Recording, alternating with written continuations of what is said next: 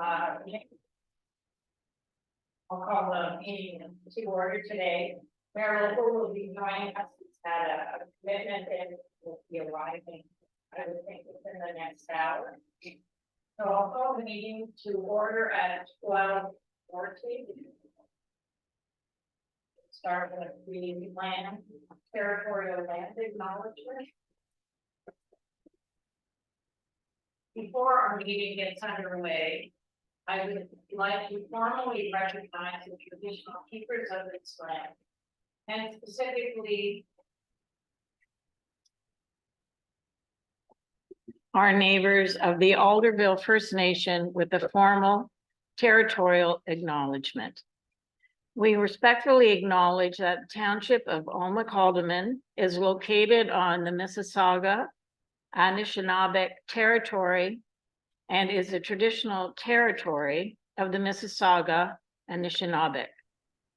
The township of Alma-Calderman respectfully acknowledges that the Mississauga Nation are the collective stewards and caretakers of these lands and waters in perpetuity, and that they continue to maintain this responsibility to ensure their health and integrity for generations to come.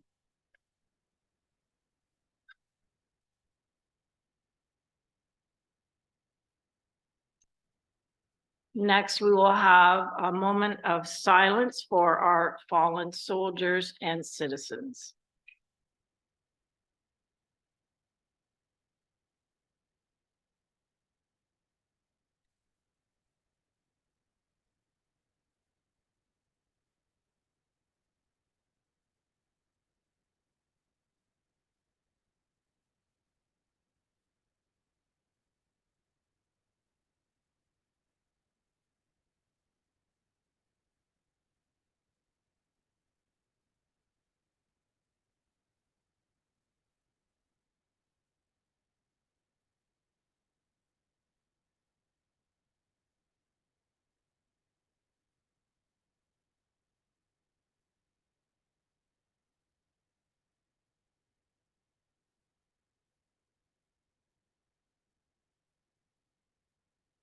Thank you. Number 4 on the agenda is a disclosure of pecuniary interest and general nature thereof. Does anybody have a declaration they would like to put forward at this time? Madam Clerk, I do have a declaration of pecuniary interest. It has to do with item 14.1. It has to do with the library board budget. The reason for this declaration is litigation with the library board. Madam Clerk, I will put this on your desk. Thank you.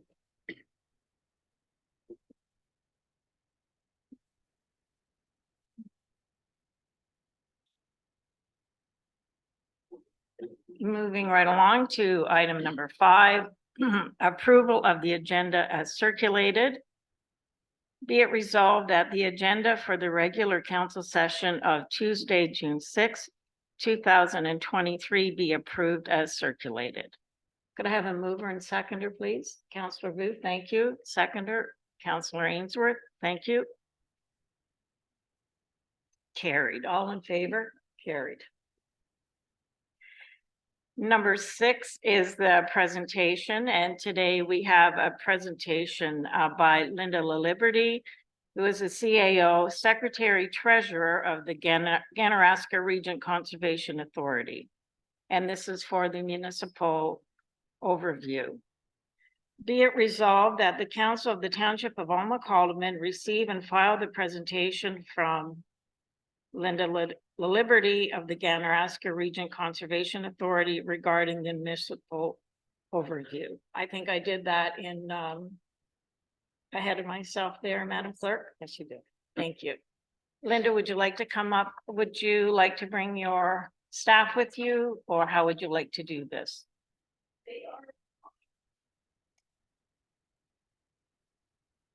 I will introduce them. Okay, thank you.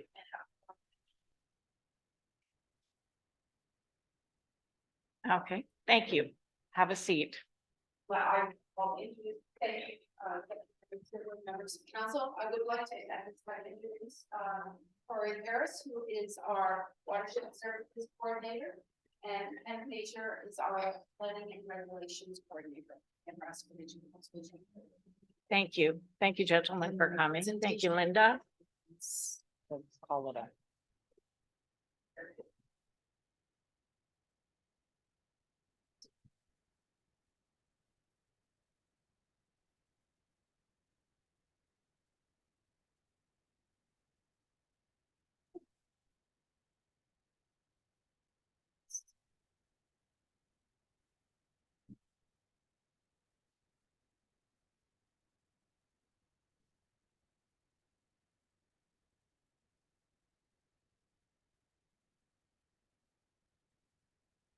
Come up with it.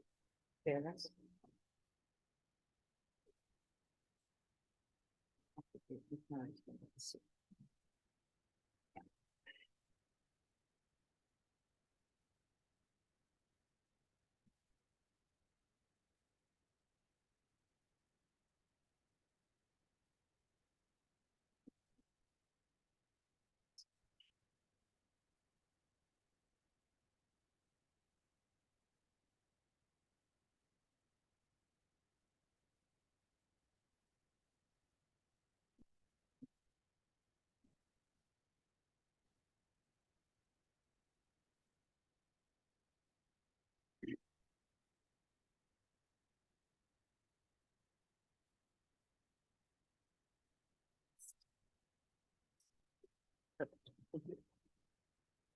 Thank you once again for having the Ganaraska Region Conservation Authority to your council meeting.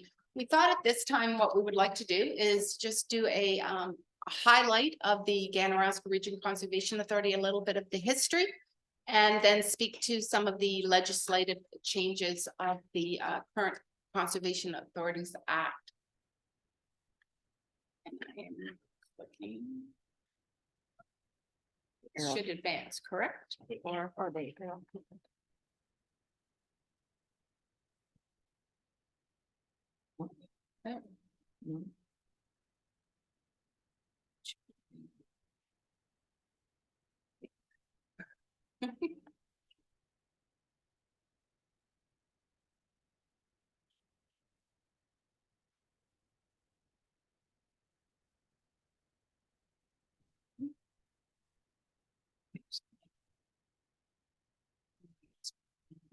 Just put, Yeah.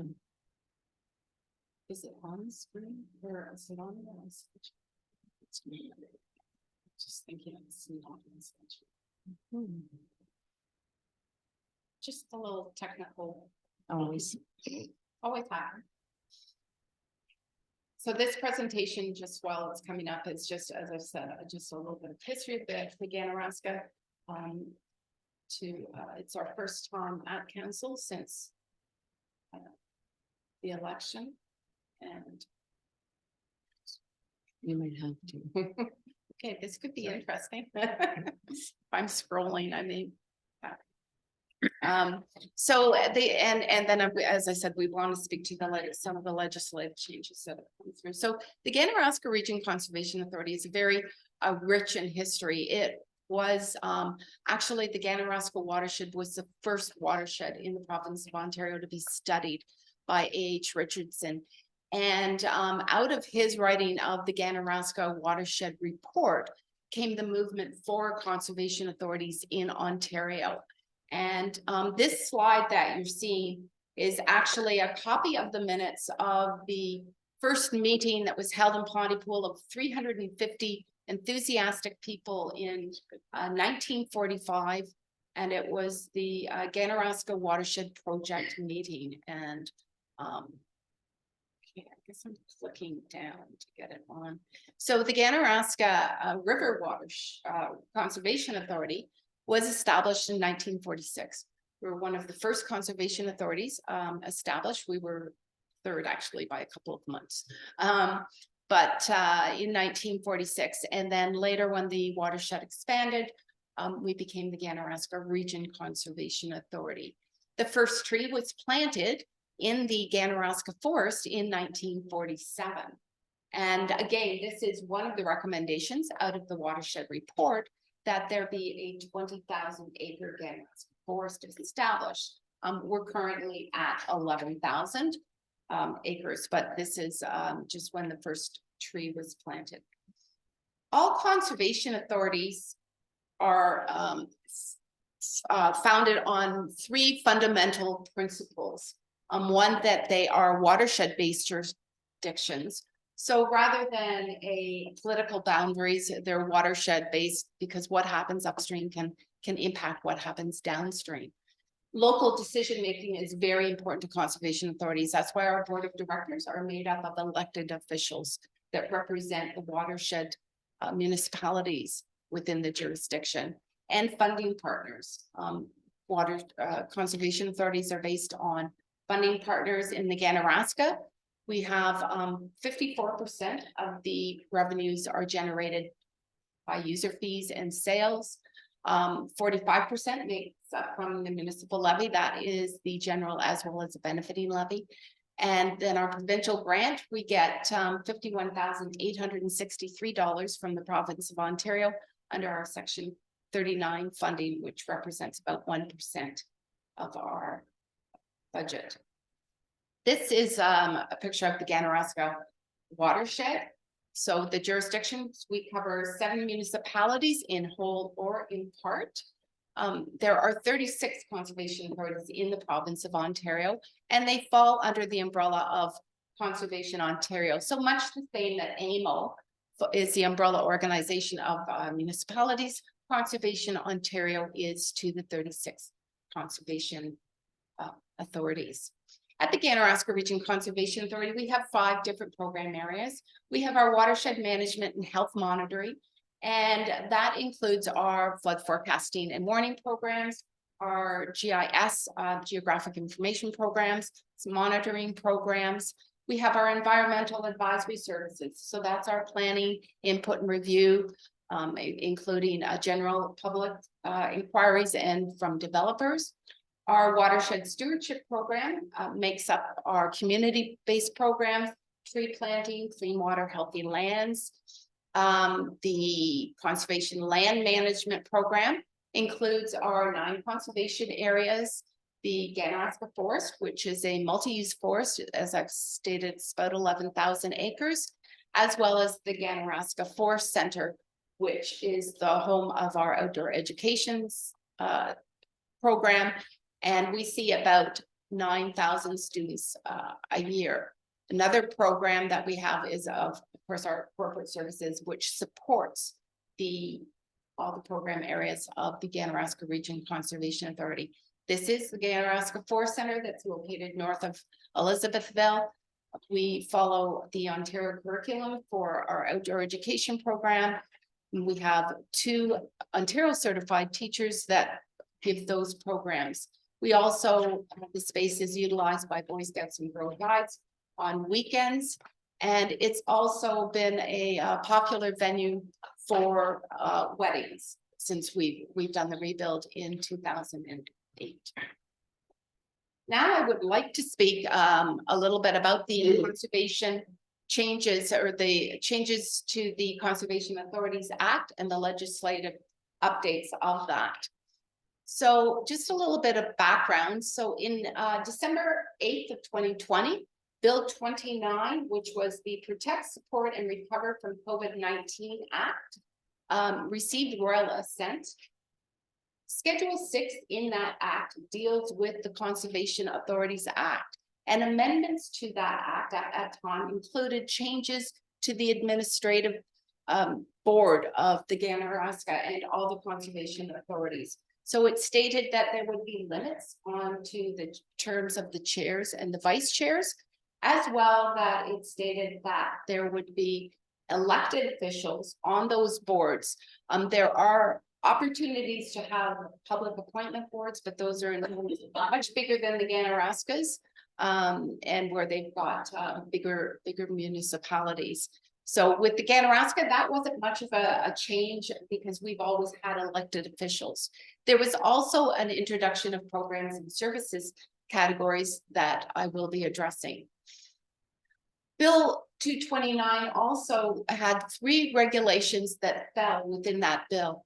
68621 is the mandatory programs and services. So that regulation stipulated what programs would be mandatory and what programs would be non-core. So they made it into core and non-core. This regulation came into effect January 1st, 2022. 68721 was the transition plans and agreements for programs and services. This came into effect October 1st of 2021. And it stated that each conservation authority had to create a transition plan, which is simply a timeline of when we were transitioning all these changes for the Conservation Authorities Act. This was written and distributed to our municipalities in November of 2021. The programs and services is a listing of the inventory of those programs and services. And again, had to be listed into 3 categories that we will speak about. And again, that was completed and distributed. 68821 is the rules of conduct within conservation areas. So currently each of the 36 conservation authorities have their own rules and regulations. They're very similar because they've come down from the province, but now they are going to be consolidated into one, and there will be one regulation. And this regulation is not in force as of yet. So as I said, 68721 categorizes all the programs and services into 3 different categories. So the first category is the mandatory programs and services, and these are defined in the regulation. It includes, I'll have a concentrated list up here, but it includes flood forecasting in the morning and some of the other programs. All of the Ganaraska Region Conservation Authorities mandatory programs are funded by the general levy. So that's where the general levy falls in for all the municipalities, falls into that category 1. Category 2 programs are municipal programs and services. So those are programs that municipalities request of the conservation authorities, such as if a watershed plan was asked for, if a storm sewer analysis for their municipality was asked for. Those are funded directly by the municipality, what we call a benefiting levy, and those are fall into category 2. Category 3 programs are programs that a conservation authority deems advisable. And in Ganaraska's case, that's our stewardship program. So our tree planting, which funds itself, our clean water, healthy land, which again is funded by municipalities, and the outdoor education program. And our outdoor education program is self-sustaining. So it's funded by those who use the Ganaraska Forest Center. Here is a condensed look at the programs and services of the Ganaraska Region Conservation Authority and where they fall in within the 3 different categories. So as I said, the category 1 are the mandatory, and those are all funded by general levy. And let me say at this time, the general levy, the changes of the Conservation Authorities Act will not impact the Ganaraska Region's Conservation Authority general levy. It will not be increasing. There will be no increase other than the yearly increase that we normally do at budgetary time. So, but the category 1 is, as I've said, all funded by our general levy. Category 2 is funded by mainly municipalities, and category 3 are either municipal or self-funded. This is a glimpse of out of our transition plan where it speaks to the timelines. So the required dates are what was dictated down or stipulated down from the province. And so by September 31st, 21, we had to have the transition plan completed, which it was completed in November 21. And as I said, it was circulated to all the municipalities. In 2022, the programs and services inventory was completed prior to deadline. And again, that was circulated for review by the municipalities. The next required date is January 1st, 2024. By that time, we have to have the completion of the MOUs with the municipalities and the finalized programs and services inventory. The programs and services inventory, Ganaraska at this time does not see any changes to that draft one that was circulated, but we will confirm that. The memorandum of understandings are being developed. They will be circulated to all our municipalities through their staff and then through their council. And they will be then revised and looked at. By December 31st, 2024, we have to have the last 3 documents completed. The watershed-based resource management strategy, the conservation area strategy, and the conservation land strategy. Just a couple of other legislative changes, but very important. On December 28th, while our offices and many offices were closed for the holidays, we received notification from the Ministry of Natural Resources and Forestry that there would be further legislative changes, and they would come into effect 3 days later, again, while the offices were closed. And they were that the conservation authorities were required to identify conservation authority lands suitable for housing. At this time, the Ganaraska has identified none. And we don't anticipate on identifying any of our conservation authority owned lands suitable for housing. There were changes made to the conservation authority's role in the planning process, which I'm sure your municipality is aware of. And then the fees, all fees charged by the Ganaraska and all conservation authorities were frozen for 2023. So we could do no increases. I want to just highlight the memorandums of understanding. As I said, they're currently being developed.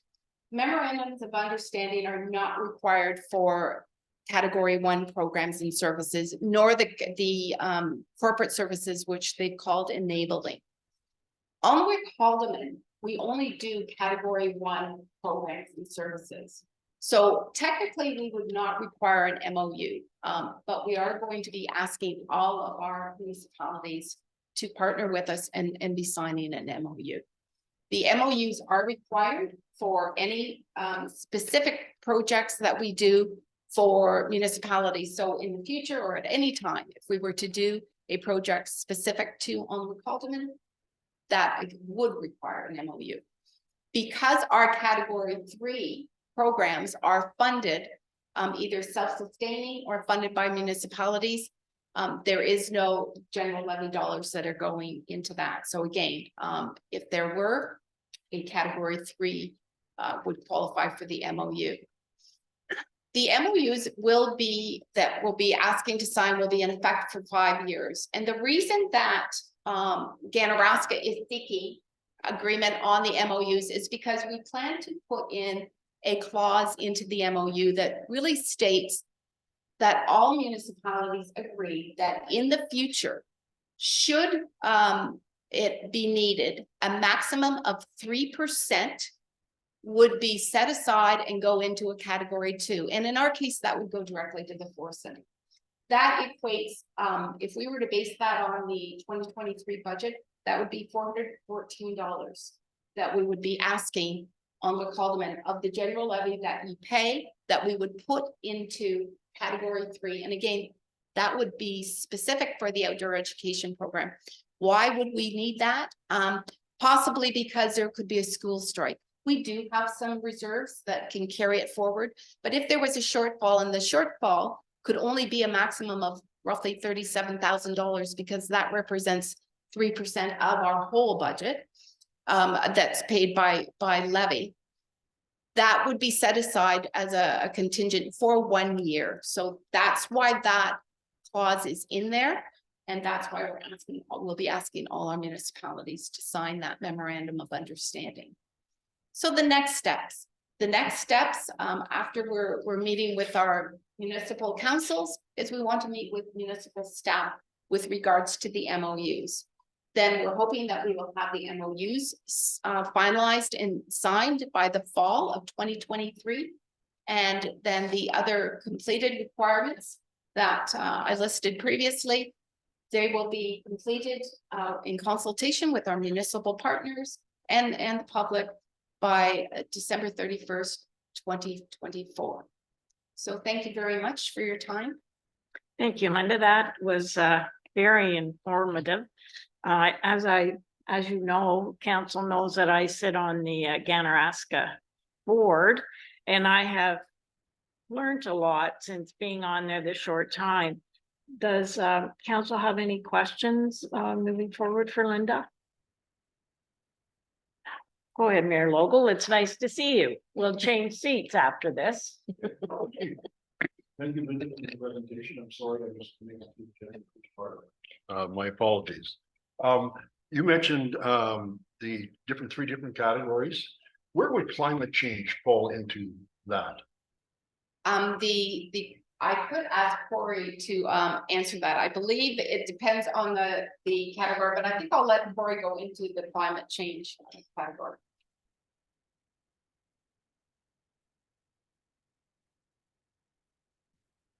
You, Deputy Mayor. Thank you. Climate change is listed as something that needs to be considered in the mandatory services and programs. It's not a large category, but it's interwoven into things like floodplain mapping updates and watershed studies and that type of thing. So there is an obligation that conservation authorities have to consider climate change impacts when doing those types of mandatory program areas. So hopefully that answers the question. Thank you. I guess if there was a specific need for something here in the township, how would that fit into category 2 then? Through you, Deputy Mayor, if Go ahead. there was a specific request for a study, that would be a category 2 item, yes. Okay.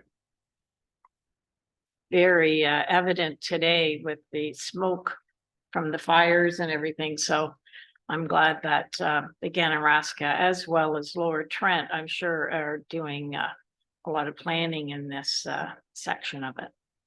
Thank you. Thank you. So we're good. I'll finish off with the resolution, and Mayor Logal, I'll ask that you take your helm. Okay. Thank you. Be it resolved that council of the Township of Alma-Colleman receive and file the presentation from Linda LaLiberty of the Ganaraska Conservation Authority regarding the municipal overview. May I have a mover, please? Thank you, Councillor O'Neill. Seconder, please. Thank you, Councillor Ainsworth. All in favor? Carried. Thank you. Thank you. Thank you, Linda.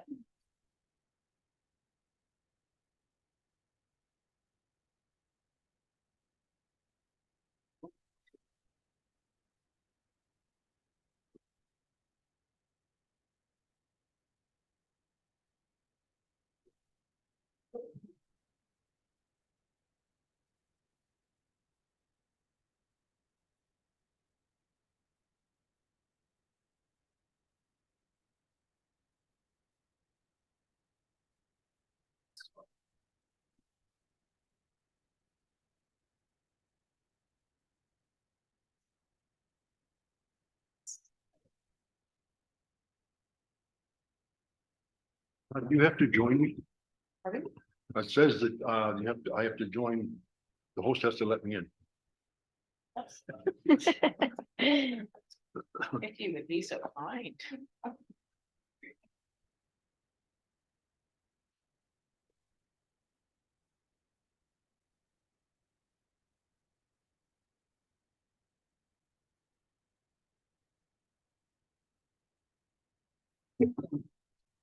Think it's working. Good afternoon, everyone. Thank you for being here for our regular council meeting, and Deputy Mayor Stover, thank you for filling in for me. I appreciate it, and get used to it because there could be more times. Oh, thank you, I think. We're going to move on to delegations. And we have several delegations regarding the short-term rental bylaw. And like the past one, and as per our procedural bylaw, the limit will be 10 minutes. And I'm sure we have someone going to tape that, have we, Pat? Okay. So our first delegation regarding short-term rental bylaw is from Jim Corcoran. Jim, you have the floor.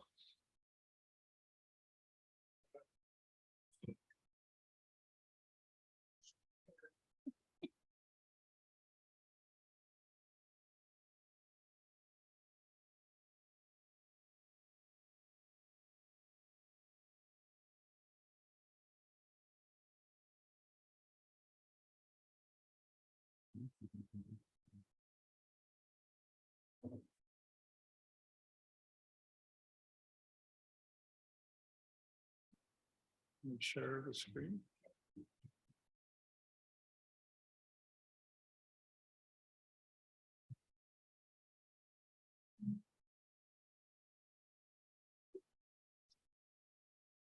Let's start the clock.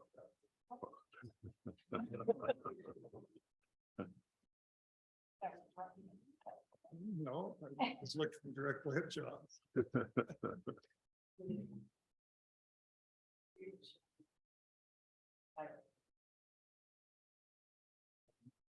Have anything other than presentation.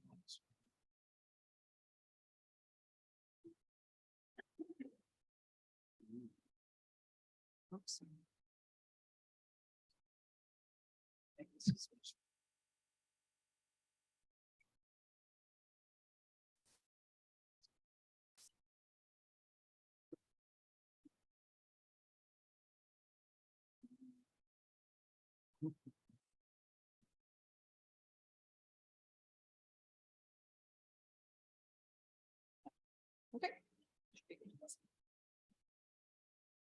I'm back.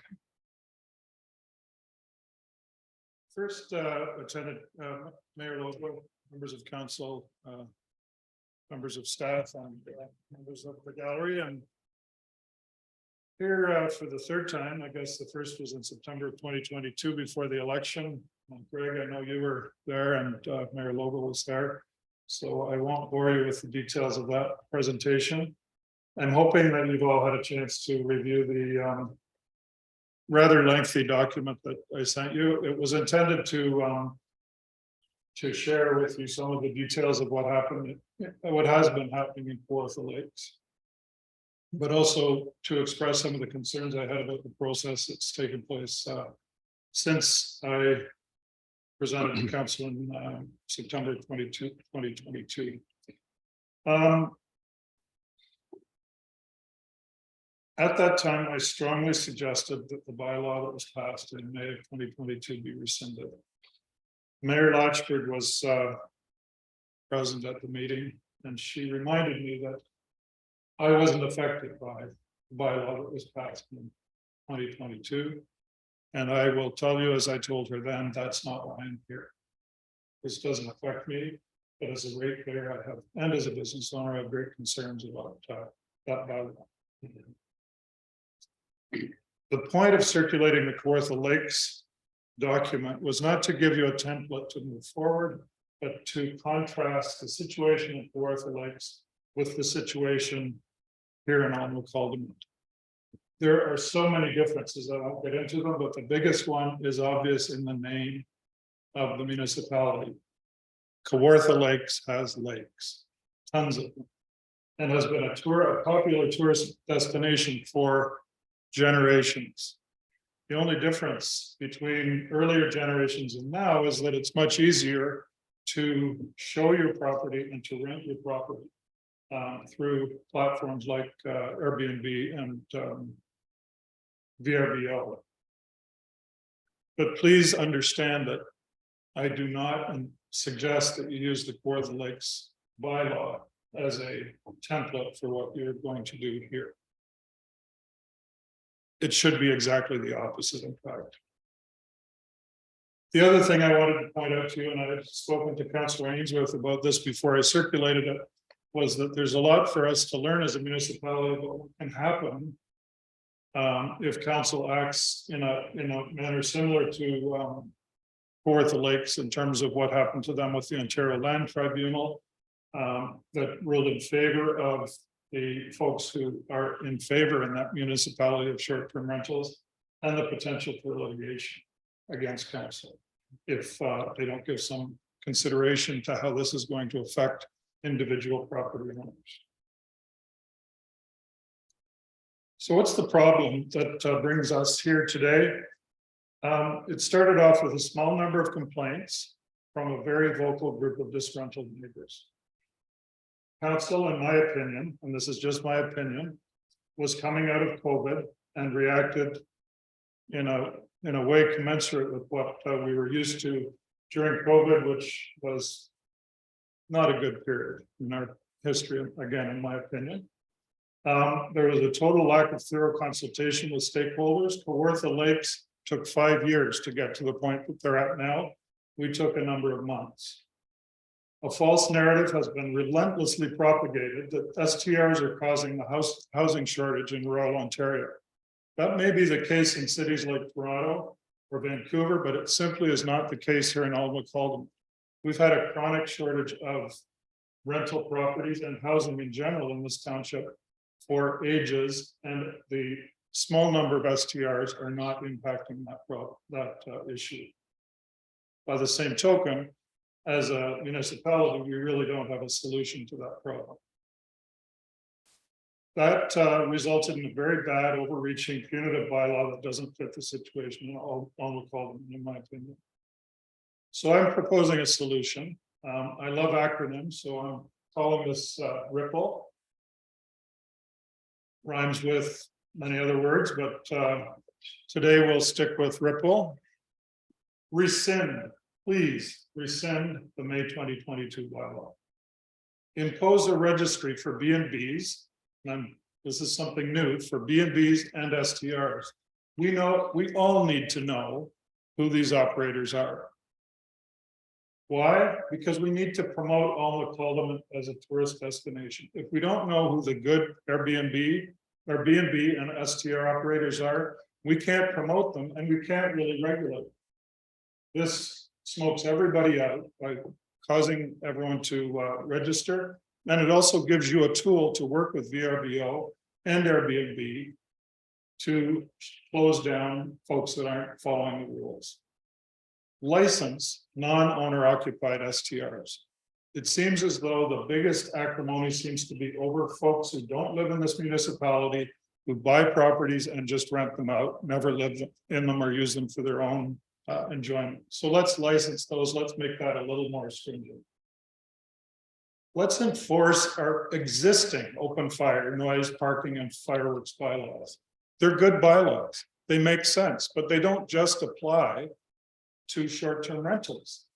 They apply to residents. They apply to tenants.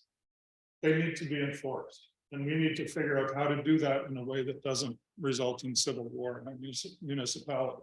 It's not easy, but I think between bylaw enforcement and peer pressure from fellow operators, we can enforce these bylaws and bring these few bad actors out of the woodwork. I also included in my presentation a very simple and straightforward bylaw that I would encourage you to consider using. Why are STRs being singled out and demonized in Alma-Colden?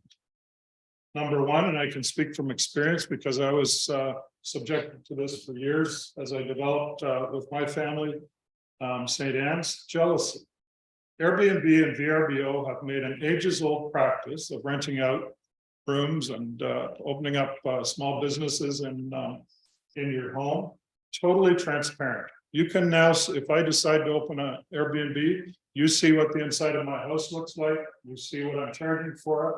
Prior to that, it was, you'd have to hunt through the newspapers to find that information or through a network of pre-existing renters that were renting from you for year to year. So it's all out there on Airbnb and VRBO. Bad neighbors is at the root of this problem. But you know what? You can have just as bad a neighbor as a permanent resident, as you can have as an STR operator, as you can have as an STR visitor, as you can have with a long-term tenant. And I can also speak to that experience. I've had some really awful tenants who have trashed houses that I've rented to them. But I've also had some wonderful tenants, and I have wonderful guests coming to visit the spa on a short-term basis. Let's look at the facts. Alma-Colden, relative to other municipalities, has a very small number of B&Bs and STRs. The vast majority are quietly going about their business without disturbing anyone. Tourism in this municipality is in its infancy. There really aren't a whole lot of reasons to get off the highway and come to Alma-Colden, but we can build on what we have. It's time to nurture and encourage this fledgling industry, not punish everyone because of a small number of isolated incidents. The potential contribution to the local economy is huge. That's why of the over 65 members that have joined the Alma Calderman Business Owners Association, all the white shirts, have joined this association in a very short number of months. That's who we are. We're employers. We're ratepayers. We're business owners. We're the Lassen Lady. We're Holloman Vintage. We're Mechanic Dan. We're Pennington Real Estate. We're trying to make a living. We need people to make a living in this community. And those people need a place to stay. What does a short-term renter look like? Despite what you may have heard from others, when there's a train derailment in Grafton, as there was this past Christmas, the folks who come to clean up that mess need a place to stay. They don't necessarily want to stay in a hotel or motel. They want to prepare their own meals. They want to have a little more than what a hotel room offers. And in many cases, they want better value for their money. We also had an unfortunate emergency in Cobourg that stranded travelers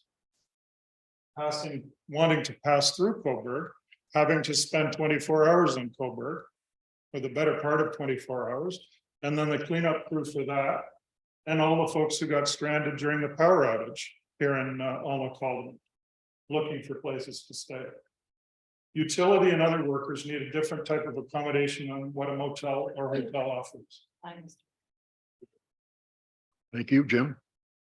Could I ask council to consider letting me finish my presentation? I can ask council. Would you make a motion? I'll make a motion to let him finish. Okay, seconder. No seconder, sir. I'm sorry, but you're gonna have to limit the 10 minutes. Shame on you. Wow. Shame. Sir? Enough. Thank you, Jim.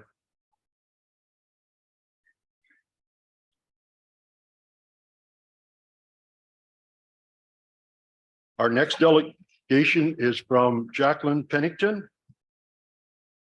A short-term rental from a community perspective.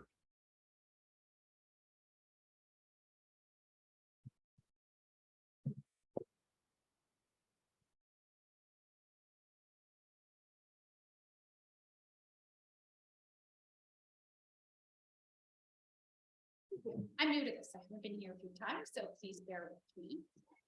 Full disclosure, I do not own a short-term rental, nor do I live in close proximity to one. So you're probably wondering why I'm here today. And I'm sure you're excited to hear another delegation on short-term rentals. So please bear with me. So for those that don't know me, I am a proud local Graftonite. I'm also a mother, a business owner, and what I believe to be a fierce supporter of all things local.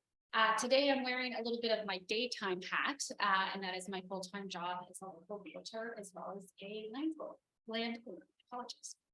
One of the things I'm here to talk a little bit about today is the issue of affordable housing and STRs. Non-local investors are buying up real estate for STR purposes. This is a common narrative that has come into play, both in our own community as well as surrounding communities looking at this issue. Personally, I've been in the real estate industry locally for over 16 years. In this time, I have never personally sold or been involved in any transaction to an out-of-town investor or individual looking to purchase a property for the specific use of a short-term rental. To my recollection, I've also never had a contact or inquiry from any single individual outside of our community looking to purchase a property for the use of a short-term rental. Now, granted, I am just one person, and I do certainly respect that that is just my personal experience. That being said, I currently hold about 10% of the active listing inventory within Northumberland County. I do run the leading real estate team here for the past 5 years. And on average, I receive about 100 to 150 inquiries on our listings here in Northumberland County every single month. So again, with that volume of transactions, with that volume of contacts with local people and people out of the area, I do feel that I do have a unique knowledge and expertise to discuss this issue as it relates to the narrative that real estate is being purchased for this purpose. It is also important to note that as previous presenters have stated, our situation on the Caldman differs significantly from other neighboring communities, such as Prince Edward County and Kawartha Lakes that have experienced a lot of issues around short-term rentals. Prince Edward County currently has over 40 wineries, and Kawartha Lakes currently has over 250 lakes. Again, these are very different communities than what we have here. We simply do not have the tourism infrastructure to support widespread STR usage and thus attract investors for the purpose of STRs. The notion that out-of-town residents are buying up properties and hindering local home ownership is based on incorrect assumptions and is simply not the case. My personal experience is that STR operators are retirees, single women, and young couples seeking to supplement their income and offset the rising cost of housing in our community.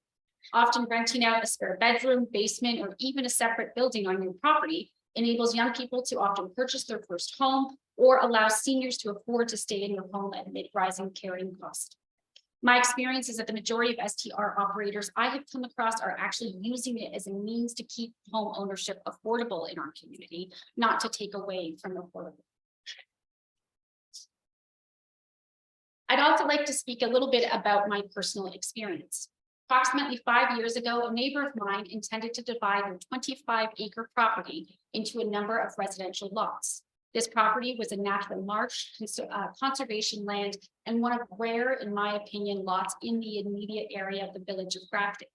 We have deer, bears, and lots of animals and wildlife that call this property home. My husband and I decided to buy the property and turn it into a managed forest plan, thus saving this 25-acre conservation land from being developed. I am a young business owner and mom. Therefore, I do not have the means to be buying up properties all over the place just to keep for environmental protective use. As such, my husband and I decided to rent out the property that exists on that land. Our first long-term renters came to us shortly before the pandemic. Shortly thereafter, they rented the property out to subtenants and moved in an additional 5 people. Within a matter of months, we watched the home that is immediately next to our property be destroyed. They destroyed the land, they destroyed the interior of the property, as upwards of 9 people lived in a 2-bedroom bungalow. As landlords and owners of that property, we could do absolutely nothing. The way in which the Landlord Residential Tenancy Act exists to this day is simply not something that often supports landlords in dealing with these particular situations. I've also personally dealt with a significant of many other problems as it relates to long-term tenants, as my husband and I do own a number of rental properties both within Caldman and Northumberland County. Recently, we had a situation in which we had a significant disturbance from a tenant in one of our properties. Previous to our ownership as well, this continued for the total of about 4 years where this individual wreaked havoc on the neighbors. It got so bad at one point in time that the neighbors were actually starting to do a petition to go after my business as an individual because of disruption from this one tenant, from fires, from domestic disputes, from criminal activity, just about anything and everything you could imagine. It was a nightmare for the people that lived in that community. But as a landlord under the long-term system, there was absolutely nothing we could do. I'm happy to share that after many, many, many months, countless legal fees, upwards of $10,000, my husband and I were finally able to evict this tenant. Recently, a tenant moved into this property from Alderville First Nations after undergoing a $40,000 renovation and now pays $1,000 a month, all inclusive in Cobourg. That is an extremely low market rent, as anybody who's familiar with properties in this area, that would probably usually cost about $2,000 a month. Now, the reason my husband and I are able to do that and offer safe, affordable accommodation for those in need in our community is by leveraging other properties. Our intention was to use the property that is directly beside our own home as a short-term rental. Currently speaking, we are prohibited from being able to do that as we do not fall under the bylaw rules. Therefore, I would make the argument, but the current STR bylaws as they state today actually very much prohibit us in the business community, as well as those people that are trying to find alternative needs and creative ways to provide affordable home ownership in our community to do that. I know this is a difficult topic and I know that a lot of people have a lot of different opinions on the matter. I just want to say thank you for taking the time to consider my perspective, as I realize there's a lot of opinions and I do trust that all of you will find an appropriate balanced approach to deal with this issue as we see it today. I kept under 10 minutes, right? Yes, thanks, good job. Thank you, Jacqueline.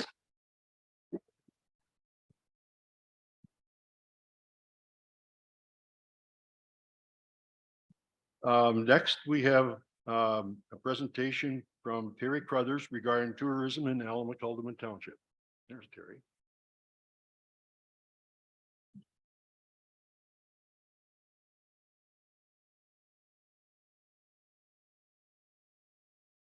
Good afternoon. I'm usually very loud, so I don't know if we need this. Tourism in Alma-Calderman, Mayor, Deputy Mayor, and esteemed council members. I thank you today for allowing me this opportunity to speak before you. I do not own a short-term or long-term rental property in the township.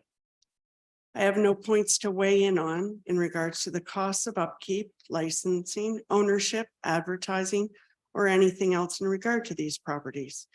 And for me to comment on such would be ridiculous. I mean, how can I even begin to understand what goes into the proper and efficient running of such a property and all that is involved in making sure guests are well taken care of?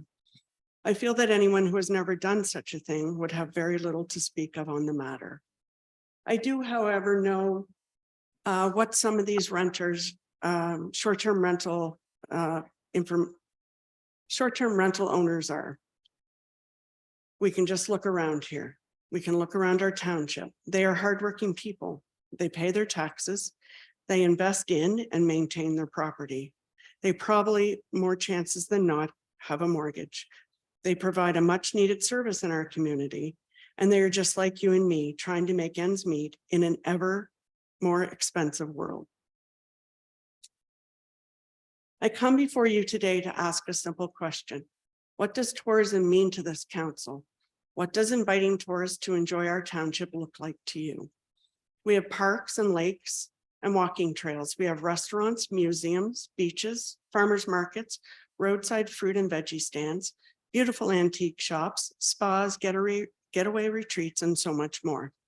When people visit these attractions, we need to welcome them with open arms, because with these people comes their money. They invest in our community when they invest in small businesses like mine and so many others. They buy their gas and alcohol locally. They order their takeout food locally, and they shop at the local markets. But in order for this to happen, something very important also has to happen. They have to find accommodations locally. My business has grown exponentially due to the tourist traffic in our area. I'm constantly being told by very happy patrons stories of how their amazing accommodation hosts were and how highly recommended my store was. This means more to me than you can imagine. It means that the number of local residents I hired has grown from 5 to 17 in just 2 years. It also means that giving these great STRs the freedom to flourish will enable me to hire more of your sons, your daughters, and your grandchildren. Because if we're thriving to stay the close-knit community that I think both sides are looking for, aren't we hoping to keep our kids working local as well? Myself and local businesses like Whispering Springs, St. Anne Spa, and many more spend a great deal of money promoting our township as a great place to stay. My social media director works tirelessly to make Grafton a household name. I'm proud of where I live and where I work. In closing, I guess I really need to know council's vision of tourism for our community. Are we to be on the map simply as a 401 sign between Cobourg and the Big Apple? Or are we excited to share a vibrant tapestry of shops, lake areas, spa retreats, and nature and farmland with others? I ask you today as well, if a restaurant opened down the street from myself and Grafton Pizza and the Grafton Inn and served horrible food and was constantly getting health code violations, would our 3 food establishments get penalized for those violations? Of course not.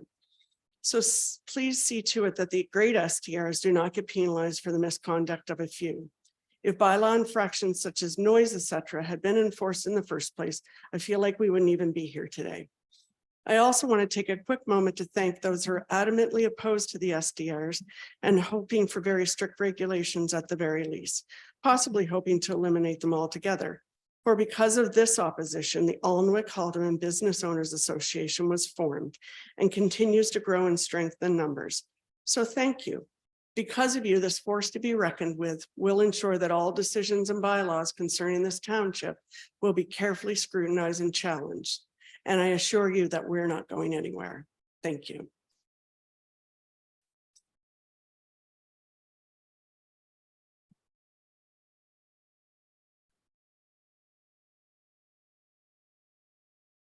Thank you, Terry. Next, we have a delegation from Cameron Valancourt, prepared by or read by Valerie McDonald regarding concerns of short-term rentals. Thank you. As you've said, can you hear me all right? I'm coming in via Zoom. Yes, you're coming in fine. Thank you very much. As you've mentioned, this is a deputation from Karen Valancourt, which I, Valerie MacDonald, am reading on her behalf. Mayor Logal and Council, I have asked my neighbor Valerie MacDonald to read my delegation because I and my husband are on a trip to Alaska at this time and unable to attend the June 6th meeting. The concerns I am sharing with you are not in any particular order, not the most serious at the first, etc., but I would ask council members to consider each and every one of them. There is a private road. This is a private road, and should council consider licensing short-term rentals here, it should be aware that these money-making residences are putting extra wear and tear on the road. They do not contribute to the maintenance and don't undertake water maintenance, even when the culvert in the middle of the property at number 30, which has created 2 instances of road flooding into a cottage on the lakeside of the roadway this past spring. This also caused a safety hazard and property damage. I, that is Karen, live across from 2 illegal short-term rentals, number 6 and number 5, on the lakeside of 6108 Curtis Point Road. I, meaning Karen, sold it to the current owners as a cottage, but since then, there have been nothing but fights in the middle of the road and yelling and screaming. One domestic erupted with violence and firearms, which involved one person having a gun in their hand, threatening to shoot another. People walk around with drugs, throwing away beer bottles and garbage. There have been huge parties where they sell tickets to attend. One time, 26 people were in the house. There were 12 or 14 cars in the driveway and on the road, and one time they even parked on my property.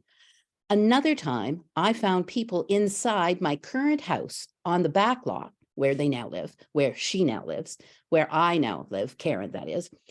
They were using my pool when I returned from Coburg. They had to push open gates to access the property. I asked them to leave. Garbage bags are still outside of a shed at my former property. They've been there for 2 months.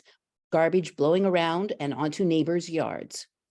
There are an illegal number of beds advertised on Airbnb for this property, and there are bunk beds in closets. Of the 2 bedrooms in the basement, one doesn't even have a window, so no escape directly if there was a fire. They charge $1,000 a night, so a fee of $750 really has no impact on the money they are making. Concrete has been dumped into the lake, and the dock facility is at an angle.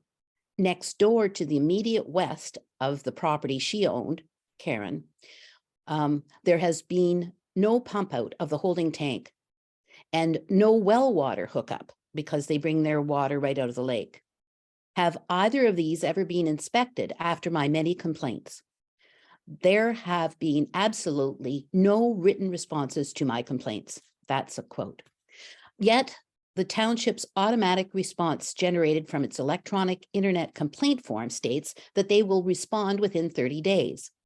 Again, a quote, there has been no indication of them enforcing the bylaws or submitting fines as they said they would. To my knowledge, there has been no follow-up to my complaints. And I, that is Karen, have no idea what number to use with after-hour issues. Nothing is getting done. My former home continues to operate as an STR without a license. They've had a year since the bylaw was passed, and despite complaints, no consequences. There should be no grandfathering in circumstances like this. Some people say they are honorable STR operators, but why should they get an economic bonus to be able to pay their property taxes when they are submitting their neighbors to potential situations reducing their quality of life and fear not knowing who is renting, for how long, what they do, or what they will do? Has the municipality done an inspection there or next door? That's number 5 or number 6. Has the municipality ever inspected either of these premises where, in the case of my former home, they regularly run out of water despite a brand new well and a 300-gallon tank in the basement? The owners are a family. She did name them and provide a phone number for staff, but staff has asked not to make that public.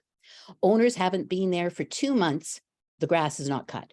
We don't know who the people are. They frequently party into the wee hours, uncontrolled and with drinking and substance abuse. They have loud music at all hours of the day and light off fireworks whenever they want. Why do we have to close our entire home to try and stifle the noise, plus spend more on air conditioning to try and drown this out? Why should existing residents subsidize the taxes of STR owners? Why do we call when this who do we call rather? Do we, when this happens on a weekend and we need to have a bylaw officer attend?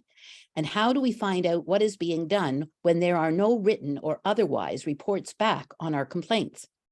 Enforce the existing bylaw and don't expand it to other areas before this basic first work is done. Don't grandfather those that have been the subject of complaints and continue to operate without a license. Don't allow STRs in high-density areas where proximity to neighbors can create ongoing conflicts such as these. Thank you.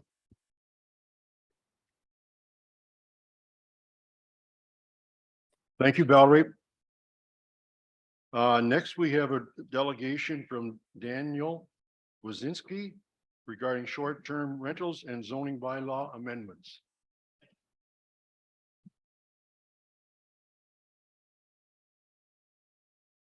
Thank you, council. This actually isn't my first time contacting council about this issue. I had previously corresponded with a few of you sharing my views on STRs. I discussed how I'm in favor of them, but not the extensive regulation, how I frequently travel for work and we very frequently use STRs to accommodate our workers, and how being able to rent a home while I'm away for work is allowed for some supplemental income. Not a lot of income, but enough to make a difference for a comparatively, I suppose, younger generation trying to afford a home in a time and area where the ratio between average house price and average income has more than quadrupled in the last 20 years. But these points have been discussed extensively and I won't harp on about them. I do want to touch on another point made in my letter, and that is those of us promoting STRs and against the extensive regulation are not ignorant of the issues surrounding problematic rentals. Both today and in the last meeting, we heard of problematic STRs adjacent to delegates' residences. And I've had similar experiences. Although I now reside just north of town here, I grew up on our farm outside Haliburton, where I still spend a few days each week looking after the farm. Now, the main body of the farm touches 2 rivers and 1 lake. And because of this, we experience a lot of cottage rental headaches.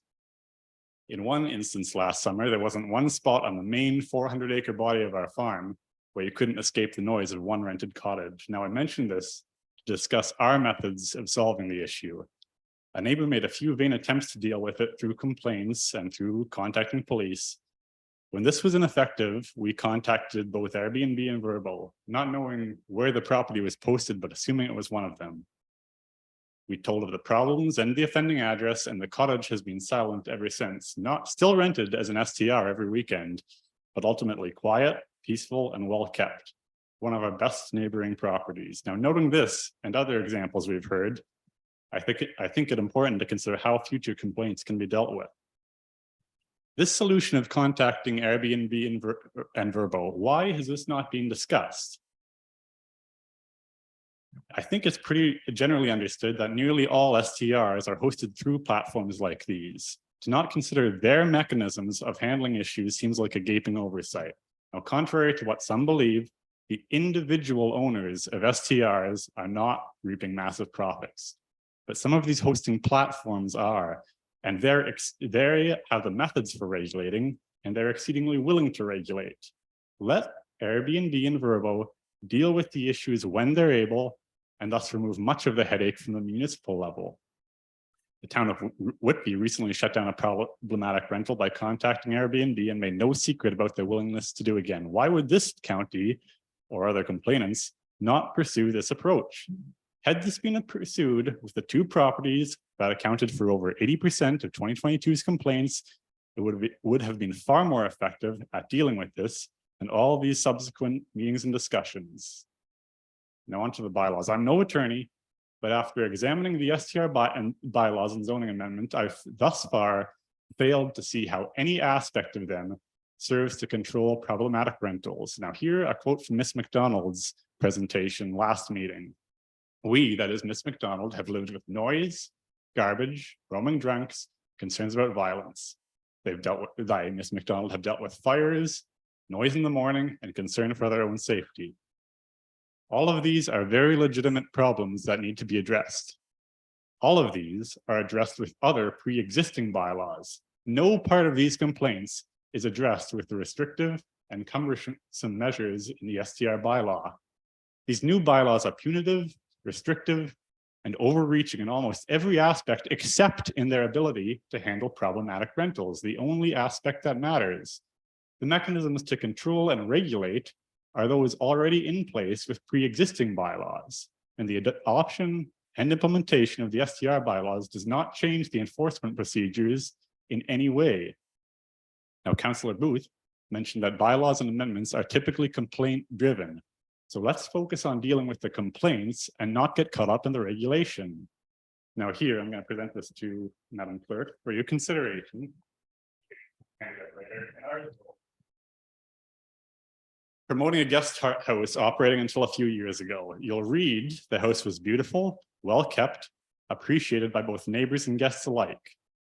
But you'll also read this house was a secondary dwelling unit and thus would not have qualified as a bed and breakfast as per section 1.2 of the STR registration bylaw. You'll read it had 3 bedrooms, but listed accommodation for 8 persons and thus not allowed as per 3.4 of the licensing bylaw. You'll read the house was in the shoreline zone and thus not permitted as per the zoning bylaw amendment. This guest house, which was such an asset to the community, would have been classified, to use Karen's words we just heard, as an illegal STR. And this guest house was Moonlit Pines, owned and operated by Karen Valcour, who we just heard promoting council.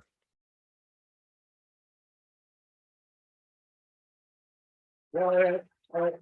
Thank you, folks. I appreciate it, folks, but I've timed this at exactly 9 minutes and 58 seconds, so I might be a little over. We just heard Karen, who owned this guest house, promoting council to enforce these bylaws that would have shut her down had they been in place 3 years ago when she was operating. And the reader can perhaps not claim ignorance, as this article promoting it was written by Valerie McDonald, and this cannot be tolerated. That 2 delegates should have owned and promoted an STR when it promoted their own pecuniary interest and now seek to deny others the same opportunity only because their own interests have now been satisfied. Yeah. Thank you, folks. But I realize it could be argued that Karen's guest house was entirely different from the loud, raucous rental she complains about. Maybe hers was quiet, well kept, and composed. But consider that every STR operator in this room would make the same argument for their own STR. Had Karen considered her position with objectivity, she should be here in a white shirt promoting STRs and opposing the bylaws. Now, sorry, to more mundane matters. There's been a lot of discussion about measures pursued by other municipalities to regulate STRs. Now, I live in Grafton, farm in Halliburton, work in Lindsay. So I have the benefit of seeing how these 3 townships are all grappling with the same issues. Most of my coworkers live in Lindsay. Some are very pro, some admittedly are very anti-STR. All are unhappy with Kawarth's recent rulings. all of them feel they've drawn the short straw, and thus it's pointless to consider whether the measures employed by any other municipality are effective or applicable, because nowhere has this STR issue been put to bed by municipal action. All municipalities are in the same boat. They're all trying and failing to regulate, and this issue isn't going away for any of them. Now, I submit that the best measures of regulating STRs are not through municipal regulation at all, and certainly not through over-restrictive licensing or tacking amendments on these hastily contrived bylaws. If this issue is to be resolved, it's time to hit the reset button. It was mentioned both by Councillors Ainsworth and Booth that the STR bylaws and zoning amendment were put in place quickly, were put in place with the intention of being overly strict, and were to be re-examined in the future. Well, the future is now. Now is the time to reset, to re-examine, and examine properly. Now, as a recent arrival, it's unreasonable for me to make a submission to council, but I'm going to, and it's to pursue this four-part approach. I know I'm running out of time, but okay. 1, rescind the existing STR bylaws and zoning amendment. If they continue to be propped up with discussion of tweaking, they will continue to inspire controversy. They did not work. Restrictive licensure did not work for Oro-Medonte, who had their restrictions overturned. It is not working for Kawartha Lakes, as mentioned, and it clearly did not work for members of the ad hoc committee, as evidenced here when only a few weeks after their dissolution, members are, the most vocal members are speaking out against voted on recommendations. Number 2, these are similar to Jim's, and so maybe I don't need to go on to this. Encourage enforcement. Councillor Ainsworth, you mentioned steps being taken to promote existing bylaw enforcement. Couple this with the mechanisms of STR platforms to manage complaints, and this will do far more to address concerns than the STR bylaws. This worked for the town of Whitby, as mentioned. It worked for my neighbors and I, and it's working for the town of Gravenhurst, who have an inordinate number of STRs and whose bylaw is little more than a simple registration requirement. Part 3, get real data. Create a simple registration requirement for STRs and eliminate the restrictive requirements of the current bylaw. As long as the STR bylaw requires high licensing fees, regular inspections, and is overly cumbersome, operators will try to keep their operations under the radar. You acknowledged this in your recent interview. Create a simple registration process and operators will be far more likely to comply. And with that data, it will be easier to monitor, educate, promote, and enforce. Last part, bear with me, build from there. It may be that in time, some aspects of the current STR bylaws will be reintroduced. But the current shotgun approach, throwing a pile of restrictive legislature out there to see what sticks, is not the correct approach. Taking a blind stab at how to amend an issue will only augment it. Thank you, Daniel. May I close with one more paragraph? Maybe. I want to be fair with everyone. You've had your 10 minutes. Okay, thank you. Mr. Chair, I don't know if you can hear me or not. It's Valerie MacDonald. I feel the need to set the record. Thank you, Daniel. Next we have, if I don't pronounce this correct, I apologize. Astrid Hoyle.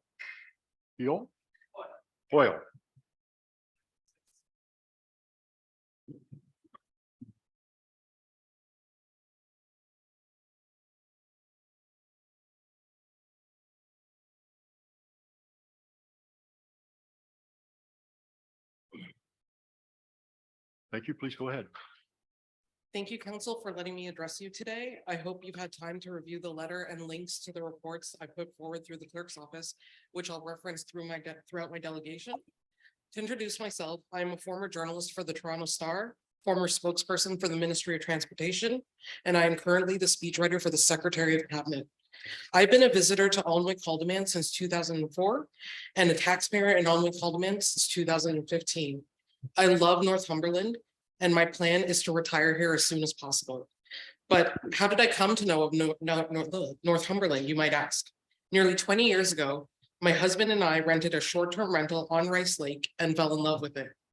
I am sad to see how this issue of short-term rentals, STRs, has ripped apart the community. When I think of Canada, I think of jumping off a dock into the lake, campfires, s'mores, and fishing. I also think of kind and welcoming people, like the ones that welcomed me and my husband 20 years ago. But somehow this bylaw has effectively ruined some part of Canadiana. With this STR bylaw, neighbors have turned on each other, residents and business owners are angry at the township, and there's a threat to loss of economic growth, tourism, jobs, and property ownership. Typically, the biggest arguments I've ever heard when it comes to this township are who has the best butter tarts. We need to move forward in a way that respects all taxpaying homeowners, regardless of being an STR or not. Where the last council got it wrong, the council here has the chance to make it right.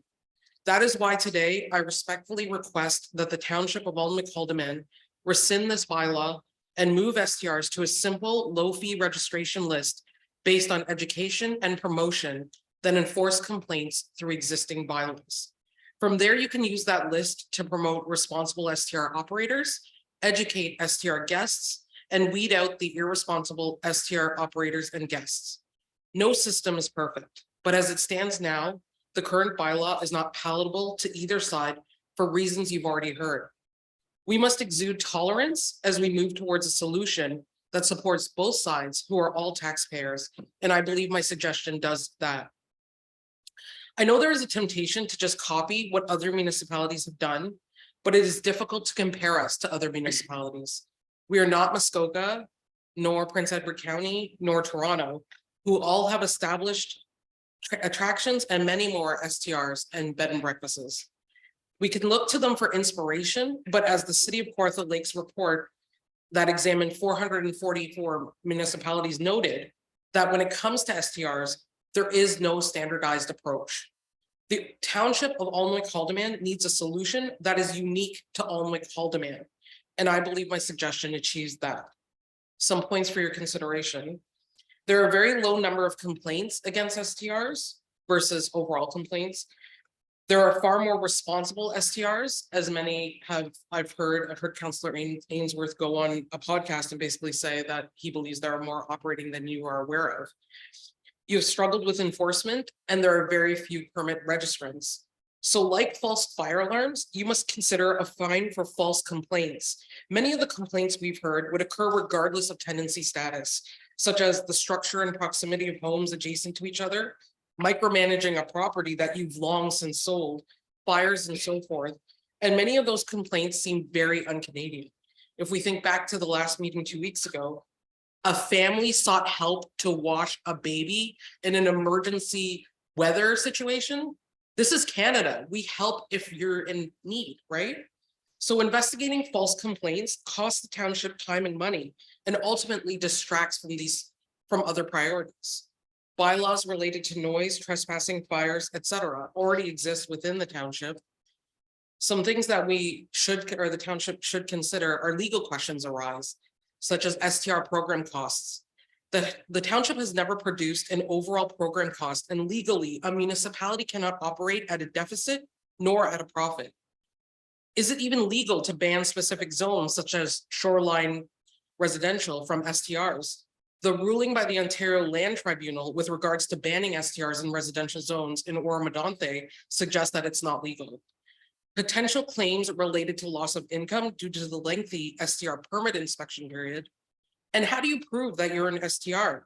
Bylaw officers can request identification, but ID is not proof of home ownership. Requesting this proof harkens to carding, which is a practice that is based on race and it is illegal in Ontario. Proof of home ownership, one could argue, could be based on class. The rule of the law is not being applied equally if the township cannot get on a boat in a timely manner, nor in the dark, to enforce Rice Lake Island STRs. So other questions also arise, such as how long has the township spent studying the STR issue? So to give you an example, one of the reasons why the Kawartha Lake report was put forward is they spent 5 years on this thing. So I'm really curious, how much time has ANH spent on it? And has the township consulted with the county, specifically Northumberland Tourism, to gauge the impacts on tourism? And has the township consulted with the province, because prohibiting STRs through this type of zoning is at odds with policies in the Ontario Provincial Policy Statement? So we are a township in our infancy of growth and tourism. If I can apply an analogy to the STR ban. Please don't clip our wings before we've even had a chance to fly. If you've ever driven through towns like Harwood or Roseneath, you'll know that new blood, new ideas, and diversity is needed for growth and to create a modern Olmec-Haldimand that supports its residents, tourism, and is open for business. This bylaw sends the message that we are not welcoming and are not open for business. We are in a phase where we need to nurture and encourage as opposed to regulate and control. If you look around the room, we are your voters. We are a democracy. And if you represent us, then you'll see that the majority here are in favor of STRs. And if you delve into the background of those who oppose it today, you'll see that they benefited from STRs in the past, but for some reason seek to destroy everyone else's futures. There are already existing bylaws that deal with every type of complaint, regardless of tenancy status. If time is money, you need to consider how much has this all cost with how much time has been spent on this issue. As the opponents against STRs have already conceded, the solution for everyone is not another bylaw. It is to enforce the bylaws that already exist. In my submission through the clerk, I noted the report put forward by the town of Gravenhurst, which noted that they have an existing set of policies and bylaws, just like Olmec-Haldimand has, that addresses many of the STR concerns raised. After careful consideration, Gravenhurst embarked on a good neighbor information campaign approach to ensure that everyone is aware of the rules. So in closing, I just want to thank council for having me today. And I have a widget. This is like the most ridiculous thing. It is a screensaver on my phone that says I have 17.7 years until I can retire and join you in Olmec-Haldimand.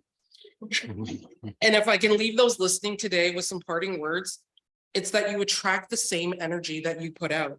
And I think we should all look to Gravenhurst for the same inspiration, and we should focus on being good neighbors. And thank you. And if there are any questions of council, I'm happy to answer. Thank you.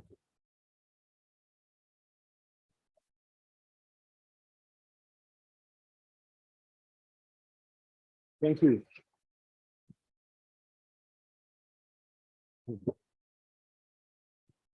Thank you, Astrid.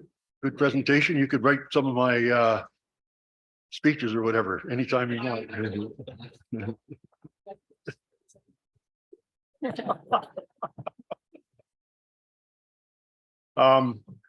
Before we move on to the next topic, it's very obvious and very important to see how many residents are here and are personally, not personally taking it, but want to express their views.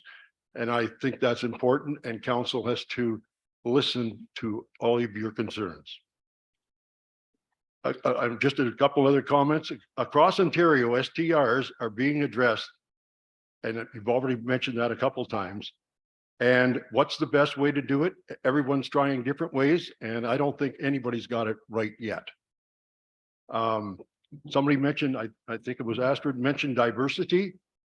It is important to remember that we don't want to end up with situations or issues that Prince Edward County has.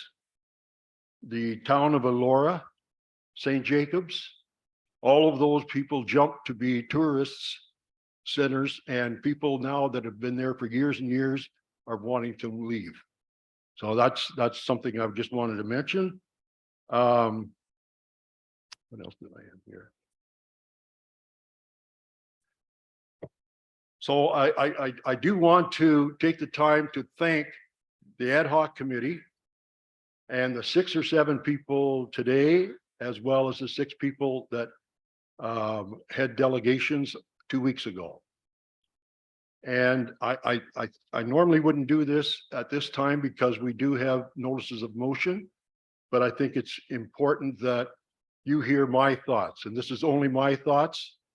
And I'll be asking council to at their next meeting to consider this, and that's what we normally do. We'll bring it up and debate it. None of council have seen this before, but I request the notice of motion being read as follows: that the CAO and staff, with the assistance of the ad hoc committee chair, Councillor Mike Ainsworth, and Deputy Mayor Stover, as required.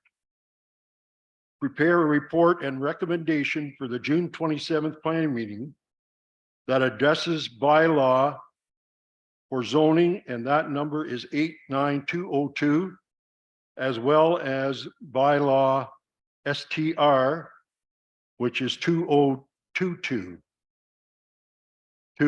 And with the recommendation to either rescind, maintain, or modify that bylaw. And I'm also asking that service fees, which is used in the word they use in Lindsay, for STR owners or neighbors who call out calling out, requesting attendance by a bylaw officer for enforcement of established bylaws for nuisance issues such as parking, noise, waste and recycling, animals and fireworks, using existing bylaws to take effect upon council approval. And there would be service fees for those type of things. Not would be, but I'm suggesting that that be considered.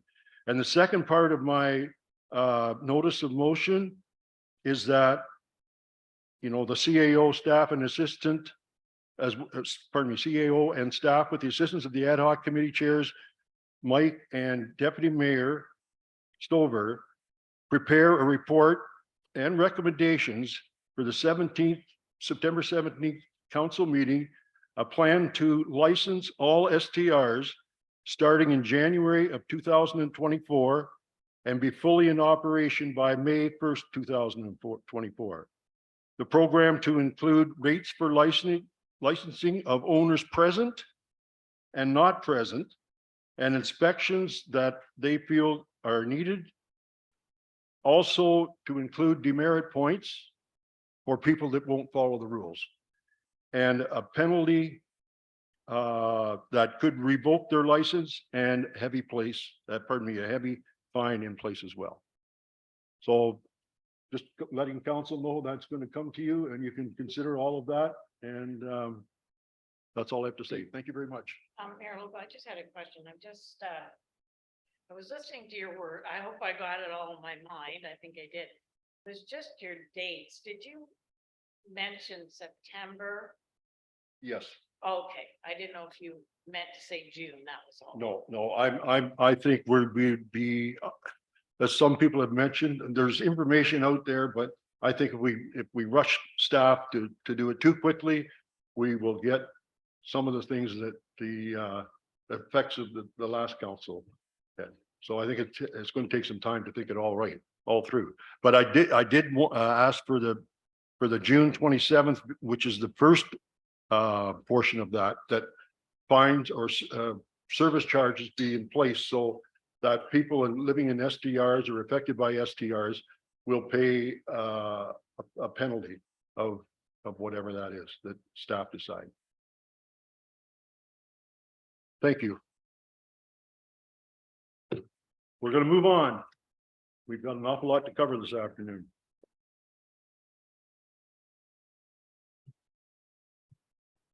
Oh, Pat? I need a motion to receive those presentations, please. Okay. Thank you, everyone.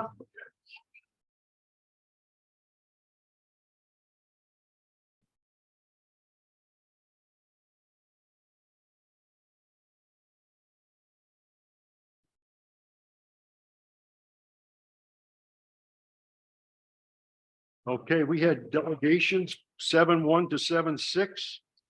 And I'd like a motion that we receive those for information. Moved by Deputy Mayor Stover, seconded by Councillor Booth. Any discussion? All in favor? Motion is carried. Next, we have business arising from those previous minutes. Any business arising? Item 8. Oh, I'm sorry. Budget session minutes of February 16th, 2023. Be resolved that the budget session minutes of February 16th, 2023 be approved. Can I get a mover and a seconder for that? Moved by Deputy Mayor Stover, seconded by Councillor Booth. Any discussion? All in favor? Motion's carried. Business, number 9, business arising from those minutes? Seeing none. Next, we have a report from Dave Dawson, Fire Chief, dated June 6, 2023, regarding the fire department response zones. Is David available? Was on Zoom, maybe on his way here, he's at Fire Hall once. Okay. I would suggest then we'll move on to item 11. And 11 is a report from Daryl Hall, CBO, MEBO Planning Assistant, dated June 6, 2023, regarding building permit summary for May 2023. Daryl, would you like to step up?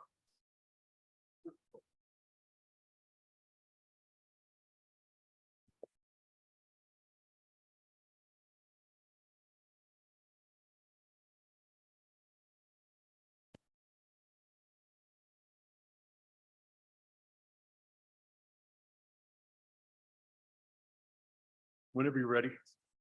Okay, thank you. Well, good afternoon, council.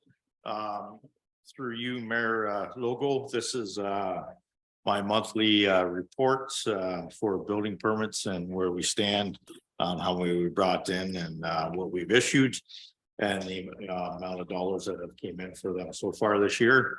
And it just gives you a breakdown on, how many per month and the permits that we've issued. So I can tell you, we are a little behind last year, but it has picked up in the last few weeks. We had quite a few on the table to review and get out the door if they're approved. So I can answer any questions that anybody has with respect to the report. Deputy Mayor Stover. Through your Mayor Lobo, I know I should remember this, Daryl, but when I see you have 43 permits have been issued. Building permits are 16. Is that for dwelling units? Building permits in the process. No, that's all building permits. Is that No, like, I see on page 1. oh, sorry. Building permits being processed, you have 16. Yeah. So that's how many are on the desks that we're reviewing as up to this report date. Because I'm looking at the development charges are 53,000. Yep. And then the building permit fees of 46. So I kind of having a bit of a memory lapse when we build our house. Does a person pay all the fees up front for the building? I guess you do the building fees, and then when would the person pay the development charges? So development charges are taken in 2 different ways in this municipality. Lot creation. There's development charges taken at the time of lot creation. So then we take development charges at a certain point again for a new single family dwelling. But we just take the difference between what they paid at lot creation and what the current rate is to that date. So what 2023's current rate would be. And if the lot was created in 2011, we take the difference between those two. And that's where we want the developer charges, and that's taking at building permit time. Oh, okay, because I was just looking at your numbers and the financial amounts that were coming in didn't seem to be, I just needed to know when that money came in.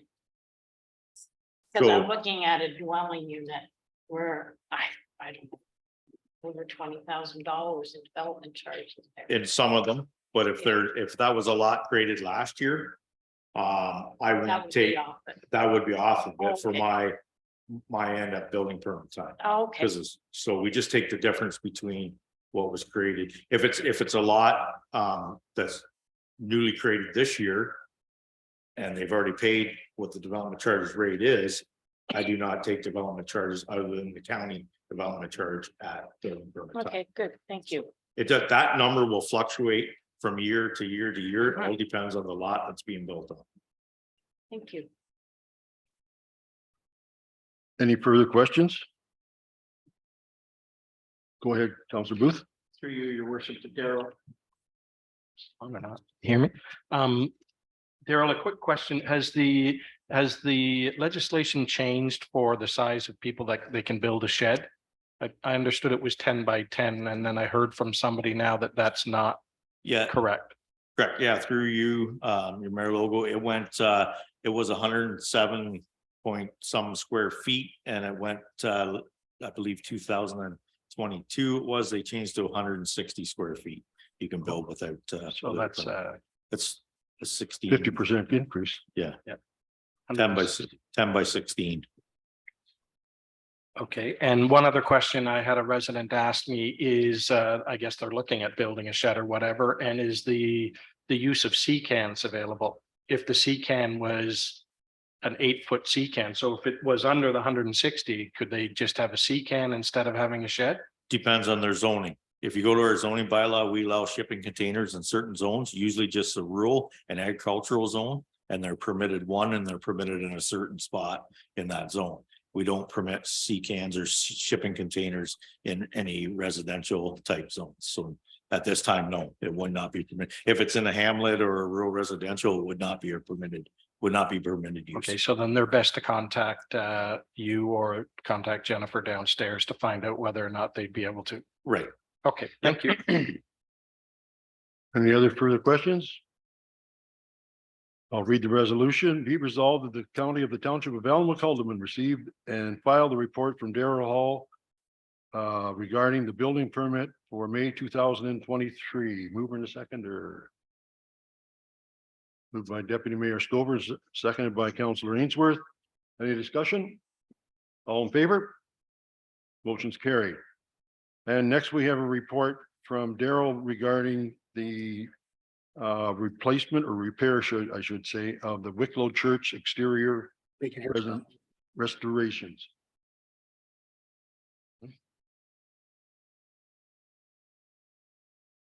Go ahead, Daryl. Okay, so I think through you, your mayor, logo, everybody probably has the report in front of them. We went through the RFP process and we had four contractors show up. All of them submitted did this mandatory site visit and looked at what the job detailed. They all submitted their RFP requests, tenders at the mandatory date, and we received them, opened them up and took a look at them all. They are listed there for your review. We are recommending one, which is SJT Carpentry, to complete the work.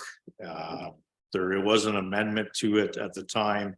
There's a little, I call it an information kiosk booth down there. So it's not just the church. There's a little, like I said, information kiosk booth. The shingles do need to be replaced on it. And we did an amendment to the RFP to allow to put steel roof on there to match the church roofing. So that's what the amendment part is. So yeah, this is just I think this is up for council's discussion and we're looking for direction on where to go with this. Thank you. Go ahead, Mayor Catherine. And through you, Mayor Logal. So I did circulate it to the Heritage Committee and asked if there was any questions, and indeed there was a question, and it regarded was why was the lowest bid not accepted, and had you looked into references? Yeah, so to start with, to answer that question through you, Mayor, I don't think any bid has been accepted yet. It's just this is Or for council's- recommended, sorry. So this is a recommendation. I think the lowest bid wasn't recommended because we felt that job couldn't be completed for that amount. I thought it's gonna take quite a bit more than that amount, I think, to complete that job properly and bring it back to its heritage value, which I think that's what the Heritage is looking to get accomplished out of this. So we didn't take any references, but that was the part why we felt that the lowest bid. I felt like once the contractor got into that, he would have to add more and more to bring it back to the heritage value. So the bid that we recommended, I felt was going to be right on the line for bringing it to that heritage. Go ahead, Mike. I wondered through you, Mayor Lobo, like that little replica of that church, did it even cost us $45,000 to build it back when they replaced it? You know, so and the other thing that I would like to maybe understand more is the bid process that we put on, what's the name of it, Daryl? Bid and go. Yeah, bid and go. If our local contractors that maybe aren't so big, they're more home-based, that can go out and do this, the renovation to this here for, you know, much cheaper. And maybe they're not even aware that the bid and go is there for them to even look at. So, you know, I'd like to maybe spend some more time just on maybe trying to find some other contractors to have a look at this. Some more smaller local guys. Go ahead, Greg. I can make a comment on that. And maybe Daryl, you could, I believe this is just the 4 bids, but there were more people. And I know one of them was a local company that actually showed up, but they chose not to bid on it then, I guess, right? Well, through you, Mayor, I believe there was only 4 companies that did show up and 4 companies made a bid Okay. at the site visit. So then this gentleman's wrong. There was a local company that said that he went out there, looked at it and they were just too busy, so they couldn't bid on it. So it's one of those things, Councillor Ainsworth, that it's easy to say that there's people out there, but if they don't have, if they've got too many jobs and they don't want to bid on it or whatever, it is what it is, right? And I agree with your comment about taking the lowest bid. I mean, if you look at that, the $16,000 alone, and I'm not a aluminum siding guy or whatever, but if that barely pays for the supplies to do it, how's that guy gonna do it reasonably, right? So this is not the first time where I've seen where they don't take the lowest bid. Pat, you have a comment? Yes, so Thank you. Part of the process is we put out the tenders or the RFP for all of the bidders. If somebody is a local contractor in the municipality and they want to be made aware of when we do have projects coming up, they can either sign on to bid and go, or we also put the RFPs on our website so they can take a look at that. Now that we've already received these and it's out in the public what the amounts are, you're jeopardizing the process if you were to go back and ask someone else to bid. Thank you. Go ahead. To your Mayor Logo, I'm just looking at this low amount and you haven't spoken to any of the contractors at this point? Is At that this right? point, no, this is just, Because I'm wondering if this chap is looking at it and doing it at a reduced cost because of his ties to the community. That's what I'm thinking, because it could be that he is doing it for just the material and he's not doing it to where he has you know, a lot of employees. Could be maybe a bit of a charitable thing. So it might be worth asking, because I look at the addendum between the one that you're looking at and or the one you suggest, and the other one, and there again, it is low as well. So I'm just wondering, lower, but he's kind of in the right ballpark. So I'm just wondering. Well, this is public information, isn't it? Yes, So isn't there two that were way out of the kilter? What were the other 2 Yeah. bids at? There was 11 and there was 60. one that was, through you, Yeah. Mayor, sorry, there was one that was like 116,000 and the other one was 145,000, so they're way above. So you got Yeah. 20,000 was the first one? 16. 16, and then 1650. the one we're recommending is around 45,000, so. Okay. Plus. Plus. And I don't know, can you, I'd be concerned about asking Hope to rebid. Because I don't think that's fair once that's public, is it? I would suggest it's not fair because people know what the bids have come in now. Yeah.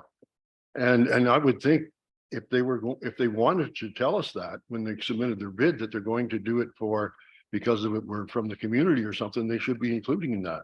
We're only looking at the information that is available. Go ahead.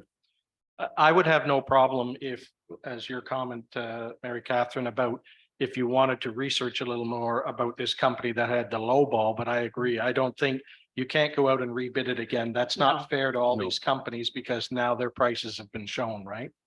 And I guess my other question is, we, Pat, through your worship to Pat, we're applying for a grant for this, right? Because next year, we're hoping the grand opening or whatever, I believe it's 150 years old, is it?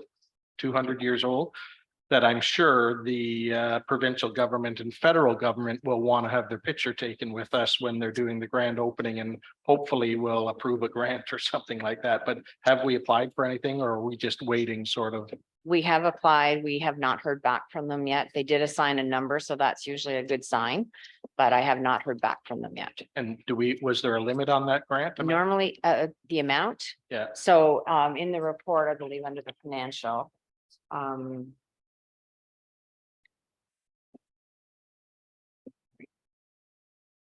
So we applied for $55,000 and out of that, the red portion would be 30%, which is 16,500. And the township would contribute 26,000 and the heritage would be 12,500. Okay, thank you. And correct me if I'm wrong, have we made the decision to go ahead without the grant money or not? We would not start construction. We could go ahead so that if we were approved, then we would be able to start as soon as they gave us approval, but we would be better to wait in order to see if we get their approval before we start construction, because most of them have a start time and they say you can't start before the grant was approved and they give you a specific time. Okay. So what do we want to do? What is the recommendation?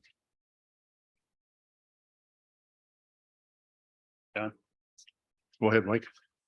Through you, Mayor. So could I suggest to motion that Darrell goes back and talk to the this Jazz Contracting and find out what his thoughts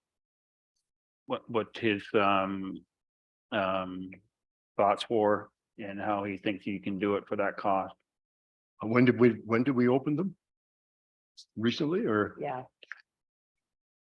I think we have a date through your marriage to let them know when they're awarded as well. Yeah, it was closed on the 8th of May and we opened it on the 8th of May. And we haven't got back to anybody yet. No, because we were taking a report to council. so. Okay. If you're asking me, well. You want to Well, make a I'm just motion? like, we should investigate how the fellow thought he could do it for 16,000 versus the guy said he wants 145,000. Like, it's not even comparable. No, So I just feel sometimes that when we put township in front of something, people like to take advantage of that because they think we got money. So I would like to investigate why the guy thinks he can do it for 16,000. You know? comments, Darrell? I don't really have any comments other than through your, the one we are recommending has done work for the township before in the past. He looked after the two reception areas that we just had done, the one at the arena and also the one at the ACC. If I'm allowed, are we allowed to give out an area that they generally work out of, like these contractors, or because it might help answer Deputy Mayor Stover's question about whether he's for the community. Because of where the lowest contractor bids from usually is their location.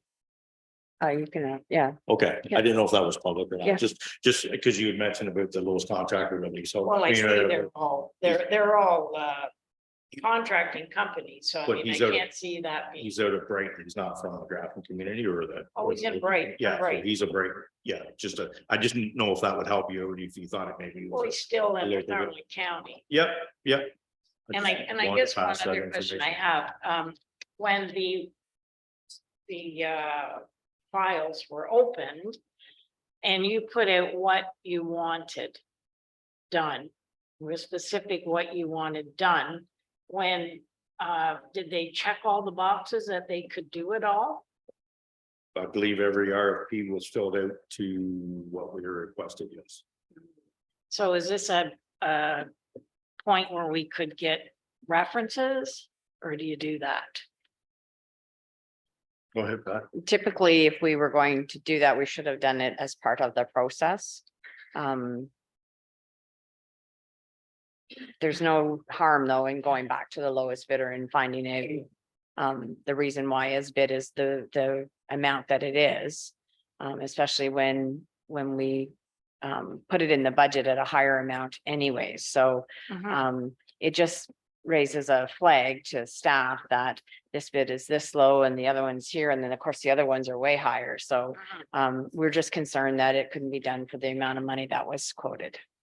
And the other thing, if he comes in and says from 16, well, I made a mistake, it should be 36. Or whatever, can you accept that? No, No, You can't accept that, then No. we, so he's gotta stick to the 16. Okay. That makes sense. So, Mike, you want to make a recommendation that we contact this person? yeah, so that's what so I make a recommendation or a motion that we contact this guy and find out why he thinks he can do it for $16,158. And he might have a valid reason why he can do that. And we should investigate that because it's so, And check his records. Yeah. At the same time. Can I get I would seconded? second that if you need a second. Okay, seconded by Deputy Mayor Stover. Any further discussion? Go ahead, Mike. through you, Mayor Lowell. Daryl, can you just kind of give me a rundown what had to be done to the church? So through you, your mayor, Logo, the church was gonna be, the windows were the big part of it. They're Gothic style, single pane windows that were gonna be rebuilt back to a heritage style, which are the wood. So they'd be taken out and rebuilt. The siding would be replaced with a wood type heritage siding similar to what we have on the Immo wing here. And then at the time of the siding, we were gonna have the softened fascias replaced as well, because they'll have to come off to get the old siding off anyways. And a new front door. Now the two front windows do have lead glass in them. So the lead glass would be taken out of those front windows and reused in the new windows. So it keeps the same, because you can't replicate that lead glass these days. So that's what I believe probably happened when they rebuilt it the first time. They probably reused it, enough of the, I'm assuming that all the windows were probably lead glass at one time. And then when it burnt and got rebuilt in the 80s or 90s, I think that's probably all they were able to salvage was a couple of the front windows. So they're gonna redo that to replicate it again. So that's basically the scope of the work. So windows, door, and siding. And then they had to add a little bit in there because if there was any structural rot or anything in behind the siding to fix it. Okay, thank you. Okay, we had a mover and a second, or anybody Yep. further questions? All in favor? Motion's carried.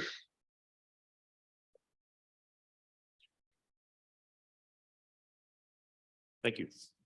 Thank you, Daryl.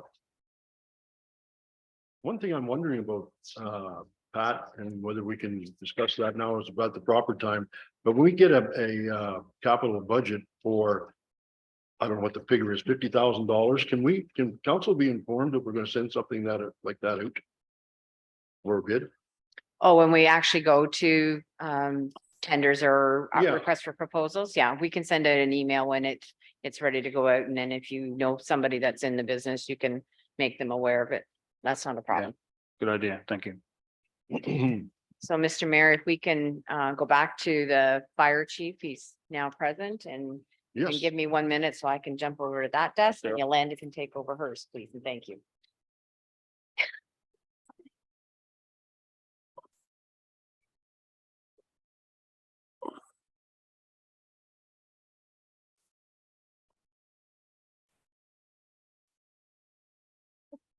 I noticed.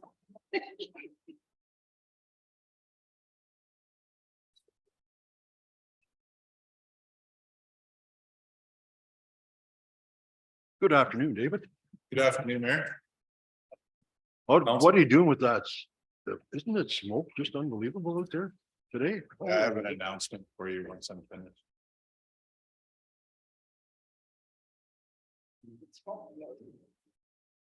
You need a hand? You got everything with the kitchen sink here. Maybe it is there. We should have been helping you there. I, Okay, next we have 10-1, the fire department report. It's a report from Chief Dawson regarding the fire department response zones. We have the floor. Thank you, Mayor Logal. The report before you identifies our response zones as I'm making a recommendation to council and asking for a 1-year opportunity so that we can review and do the research to see if things work better. In working with the Hamilton Fire Department, Hamilton Township Fire Department, they have a couple stations that are a lot closer to our residents than we are. And the idea is that when we establish our first response criteria, that we're trying to provide our customers, our taxpayers, better service for the same dollars that they're paying today. And it would work that we would exchange our time with Hamilton Fire Department in mutual response areas. And it would be something that we leave up to written in the agreement, is that the fire chiefs would compare notes at the end of the year and figure out where things fall. If you look at the shaded areas, right now, A&H has 2 response zones.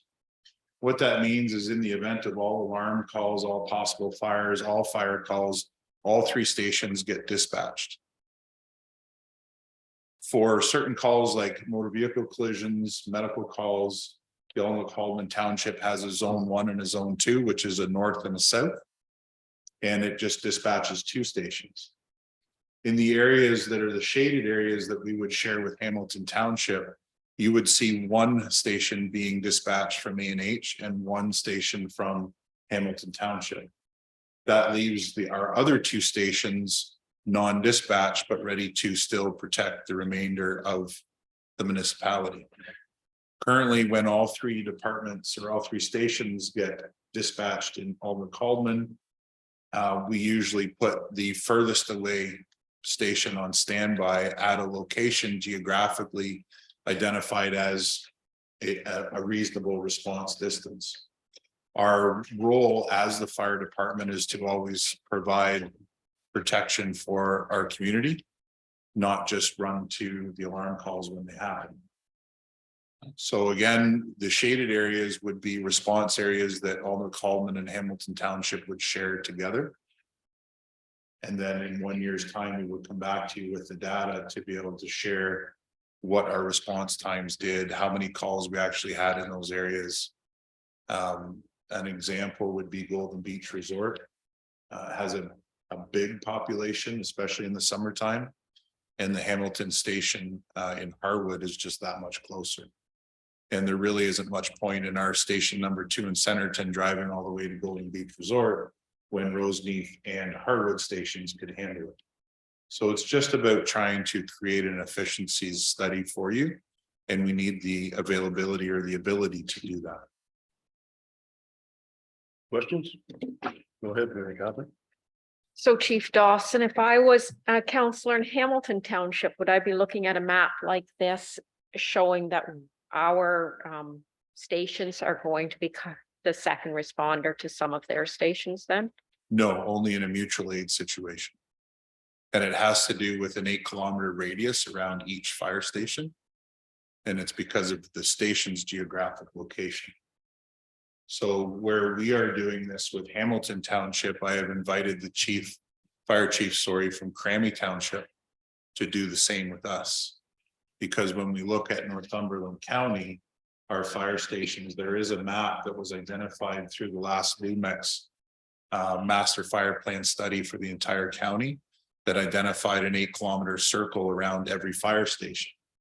And if we can get our municipalities to work together, we can provide a better service for everybody that's concerned. So through you, Mayor, Hamilton Township has done the same with Port Hope.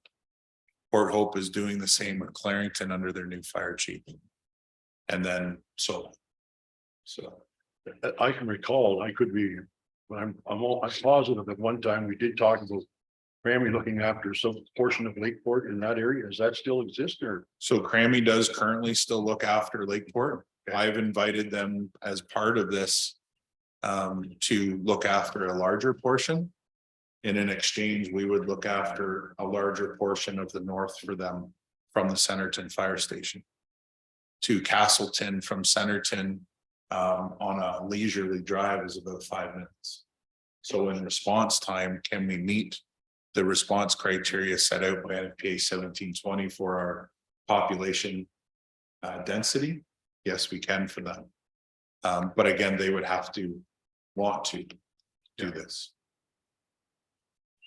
Historically, and that this may not be fair, but I'm sure they do that exactly what you're saying. They're supposed to do that at the end of the year with Grammy and AH, and to see how they did. Are they breaking even, or is it a little bit one way or the other? Is it pretty well the same?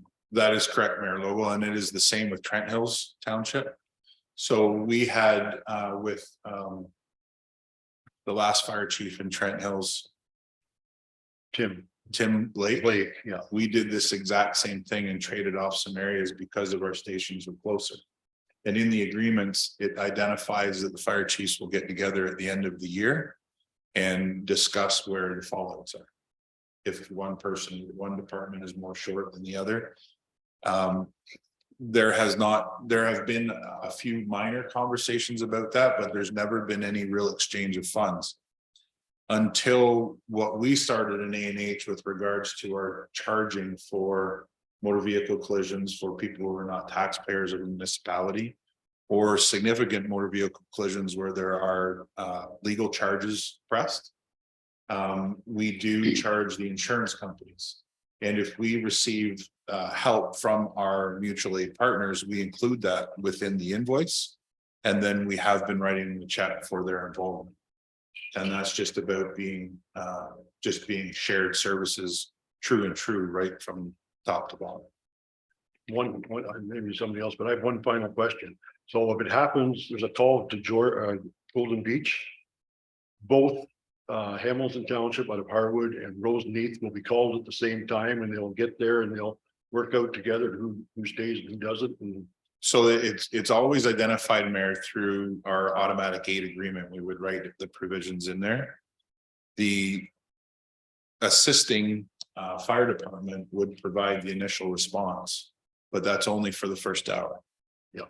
And then we arrive, because Harwood, as an example, would arrive a lot sooner to the shaded areas, and or Baltimore would arrive a lot sooner to the shaded areas than we can, based on our locations of our fire stations. So in that event, what would happen is Harwood would be dispatched, Roseneath Fire Station only would be dispatched, whereas right now Roseneath and Centerton are being dispatched. So there's always 2 stations for us at minimum, dispatched to every call. go ahead, Greg. Through you, your worship, to Dave, the fire chief. So Dave, I'll ask that question again, what you did, Mary Catherine, but just going back to the insurance calls. So with this agreement, if there was a car accident and Hamilton is going to come into the shaded area and they show up, are they going to charge an A&H person because they are not a resident now? No, it's not the way it works. Okay, good. That is our township. Okay, good. So that's good. And I guess the second part is, I was thinking the same thing as Councillor O'Neill is, does Hamilton have the same shaded area? And they don't. So I guess my concern is it looks like A&H is the one that most of Crammy and it would be Hamilton are coming into our area. Do we know the average call with a truck that comes, and I don't know, maybe you would know, Dave, the average call, what is it costing us? Is it going to be cost comparative to Hamilton or Crammy? If a truck comes with, and what does a truck usually come with, 4, 6 firefighters? Do they charge a lot more than what we do? Like, so the charges are based on recuperated costs. So they do not charge MTO rates in this case. So it is settled out between the fire chiefs. okay, so I guess back to my question then. So Hamilton, if a truck showed up with 4 firefighters or a truck with A&H showed up with 4 firefighters, are the costs comparable, the same, or is one Yes. of them out of whack? No, they're comparably the same. And the chiefs meet to agree with that ahead of time. And basically you look at the overall year perspective. So we've already been into Hamilton Township to assist with a barn fire, and we had several trucks in there. So you add all that up and look at all that time and manpower, and then you compare that to other calls that they may cover, and you bring it all into the mix, and you just compare apples to apples. Okay. And so if one department has 50 hours in and the other department has 45, you agree to shake hands and walk away. Thank you for the coverage. But it's not about one municipality being able to make money over another. No, I was just thinking if there's a cost difference. So if our truck with 6 firefighters go over there and spend 3 hours, what would it be? And obviously they do a calculation of whatever they pay their firefighters, which I'm not sure, and what the cost of a truck is. Would it be the same as if our truck went over there and had a truck with 6 firefighters? I want to make sure that we're, you know, one's not charging $900 and the other one's $500 or whatever. But if you're talking about just hours or whatever, and you work it out so that it ends up that it's pretty close at the end of the year, then that's fine with me, right? I just don't want to get stuck with a bill that we owe Hamilton Township $50,000 at the end of the year or something. Correct. Yeah. Okay, thank you. Any further questions? Mike? Yeah, through Mayor Lowell. No, Dave, this is a good idea, much like the mutual aid, I guess that we used to share and do things with, and in your office, you have a map with a bunch of overlapping circles. Correct. Is that kind of the same idea here, and will that maybe this branch out into those overlapping circles that you have? Through your mayor, yes, it is the same idea. It's just following through the studies that have been done for us in the past. And again, it's about asking council permission for a 1-year opportunity to see if it makes sense. Right now, we have the research on paper, we have the maps drawn on the wall, but we don't have the data because we can't get it because we haven't taken the next step. So that's what I'm asking for, is just permission to take the next step to bring back the information. To say, this is where it is. I'm going to read the motion. Be resolved that the council of the township of Allen McCullough receive this report on the fire department's response zones, and further that the council support entry into a 1-year temporary agreement with Hamilton Township Fire Department in order to analyze the response times to emergencies in the area where a Hamilton Township Fire Station is the closest initial response. And I guess the only thing I'd like to add that, and after the 1-year fire, present to council those findings. Correct. We would, your mayor, we would need to present to both councils. Yep. Of that. Okay. I get a mover and a seconder for that. Moved by Councillor Ainsworth, seconded by Mary Catherine. All in favor? Motion's carried. Mayor, I just had one more question. Yep, go ahead. So Dave, under the training part for the fire departments, everybody trained under the curriculum, so assuming everybody is trained the same, works the same, all that is, that's still pretty prevalent with everything between fire departments? Through your mayor, yes, it is, and it has to be now. Yeah. So our ENR bylaw through the new certification, which is no longer new, it's 2021. The fire departments that we work with all have to be certified in the same level of service that we're providing. That has to be whether or not it's a mutual aid agreement and or an automatic aid agreement. So that is a must. Thank you. And if I could suggest, Mike, it's probably more prevalent now than it was a few years back, with all the departments working in the same direction. Well, not direction, I'm sure that's the wrong way, but doing it different techniques. And I think that has really improved. Yeah. I have one question, Dave, and it's regarding, and I'm not sure if the communications, we lost it somehow or another, but at one time or another, council discussed the replacement, the pump on that one truck. And we were hoping to get an idea of what it would cost to replace that pump rather than the truck. So if you Yes, get a chance. I do have that for you. It's on Okay. my desk. Okay. And I can put that together in a report for you. The rough estimated costs come in at 200 to 250,000. Okay. So I will put that in writing for you. Thank you. You got one other thing? I do. I was gonna, okay, I bet you it's the same thing I'm gonna ask. Go ahead. So with regards to the smoke in the area. Late Sunday afternoon, about 5:30, another fire broke out in Madawaska County. Which is just, I believe, northeast of Bancroft, west of Ottawa. That is a major reason why you're seeing so much smoke here today. It's burning day 3, still out of control. So the fire chiefs of Northumberland County met at 1 o'clock this afternoon on Zoom. And there will be a full fire ban in effect tomorrow morning at 8 a.m. The reason for tomorrow at 8 a.m. is to give us time to gather signs, get the announcements out. We've already been in contact with Jen Steen. The announcement will go out first thing in the morning. The reason for that is because we don't want everybody to run out and start burning tonight, everything that they have been procrastinating on. The reason for the burn ban mostly at this point is not necessarily due to the fire risk in our area, but has to do with the air quality. And if we permit other people to burn, then it's just adding to the mix. So again, that is a full fire ban. All the campgrounds everywhere will be notified.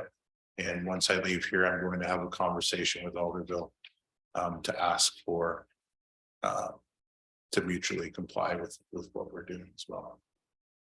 At least for the time being. Thank you. You'll keep council aware with what's going on. I'm sure you will. Okay. Yep. Any further questions for Dave?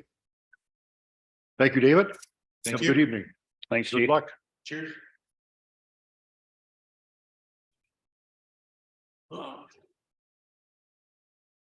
Next, we have 12, and it's regarding Public Works. And I believe Brian is on the screen today because has some health issues and decided that it's best not to spread them around. So we appreciate that, Brian. Can you hear us? Can you hear me? Is all right? Hear me all right? Yes, we can. Okay. So first of all, we have a report from Brian McMillan, Manager of Public Works, Parks and Recreation, dated June 6th regarding Public Works Department update. Go ahead, Brian. Sorry, is that the first? Just one sec here.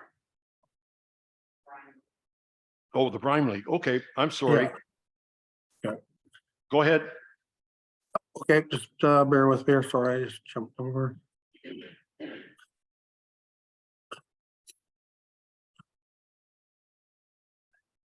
Sorry, just one sec here. Just backing up here now.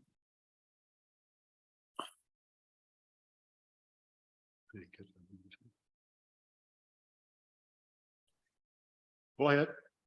Okay, he's have the report, and again, this is back to the Brian report. The recommendation is to be resolved that the Council of Township receive the manager's report for the Brian Lake repair recommendations and the report the council direction is required. I know you've all read the meeting. There was some questions asked. I did reply to some questions. It was kind of late, but I just again, there was 3 options. I think the most viable option at this time right now is the rink seal. You know, if we were to proceed with this fall's ice, and if we weren't to go that way at this time, we'd have to make a decision fairly soon, I guess, to let user groups know that there, you know, there wouldn't be, you know, fall ice, that they'd have to look somewhere else. So I guess I'm just looking at direction from council on. I talked about the action will be drawn the 11,647 from the Parks Recreation Reserve. I'm going to leave it in council's hands to see what they, again, there's recommendation in there. So. Okay. Does anybody have any questions? Mary Catherine?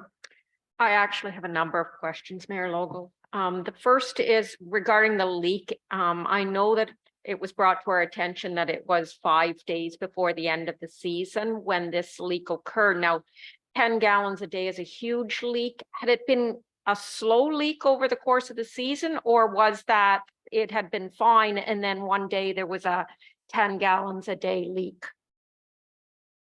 No, it was just kind of triggered. It just came in the last leak. It just started fast like that. There was no real loss in Brian up until that last week, Councillor O'Neill. And I know when this came before us, before Manager McMillan, that we were looking for some costs regarding option 2, where we'd actually figure out what this leak is, because it does sound very substantive. Were you able to gather any costs on that? No, we reached out to our current contractor, does the work on it, and we're unable right now to find a company that that would even say the process would work. Right. To do the X-ray. So no, we're not at this time, no. And so my other question, then I'm sure you don't have an answer for it, then have they been able to successfully rectify a 10-gallon per day leak at other arenas? Yes, I did get that one back. They said, yes, that has been done. There is no guarantee. They're not gonna put a guarantee on, but yes, they have in the past. You don't know Brian? offhand Sorry? where? Do you know offhand where? No, they didn't. I didn't ask for the exact rink, but, no, it was perfect. I'm just reading some of the answers I got back. So Brian, it's Yes. Mike Walker with Simcoe Refrigeration. Hey, thanks, Mike. Go ahead. Yeah. So the manufacturer of this product, Ringsteel Pro, will guarantee stopping a leak up to 80 gallons per day. Anything over 80 gallons, they prefer to be on site. So this leak does not appear to be at that stage yet. I would say probably the worst leak I've been involved with was in Barry's Bay. It was in the floor. It was in the floor piping embedded in the concrete, similar to the issues you're having now. And it was about 30 to 40 gallons a day. And it was stopped within a day using that product. Thanks. That's again, everyone, that's Mike Walker from Simcoe there, Tormont Simcoe. That's him speaking to that question, Councillor O'Neill. Further questions, Counselor? Anybody else? Go ahead. Through you, Mayor Local, this gentleman that just came on, did I see his name was Mike Mike. Walker. Does he have because I thought we were looking at, having an X-ray done of the pipes. So I guess I'm not I wasn't thinking that repairing it, so I guess I'm off on another base, but would this chap have any idea where the company would be for X-raying? Brian, do you want to take that or Mike? Well, Whatever. I'll let Mike speak to it. I think Mike's the one that answered a couple of questions I sent him earlier, but I believe, Mike, that's where you couldn't get a company right now. Is that correct? Yeah, I've spoken to some companies. It's none of them would say that that's an answer to try or a path to go down. I think you need some very specific equipment to be able to find leaks like that with an X-ray type of setup.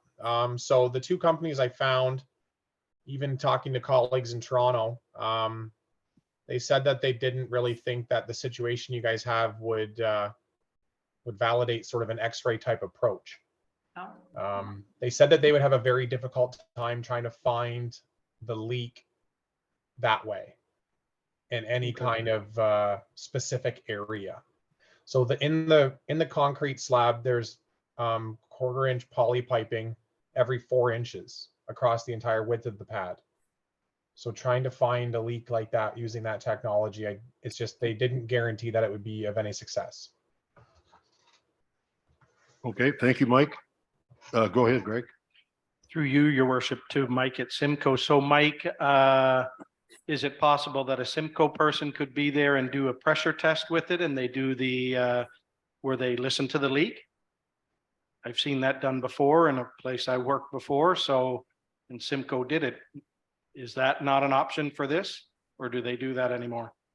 If you've got the contact for me to speak to, I would be happy to call that company. It was you. Simcoe did it. I had a contract with Simcoe in the town of Ajax. Ajax, okay.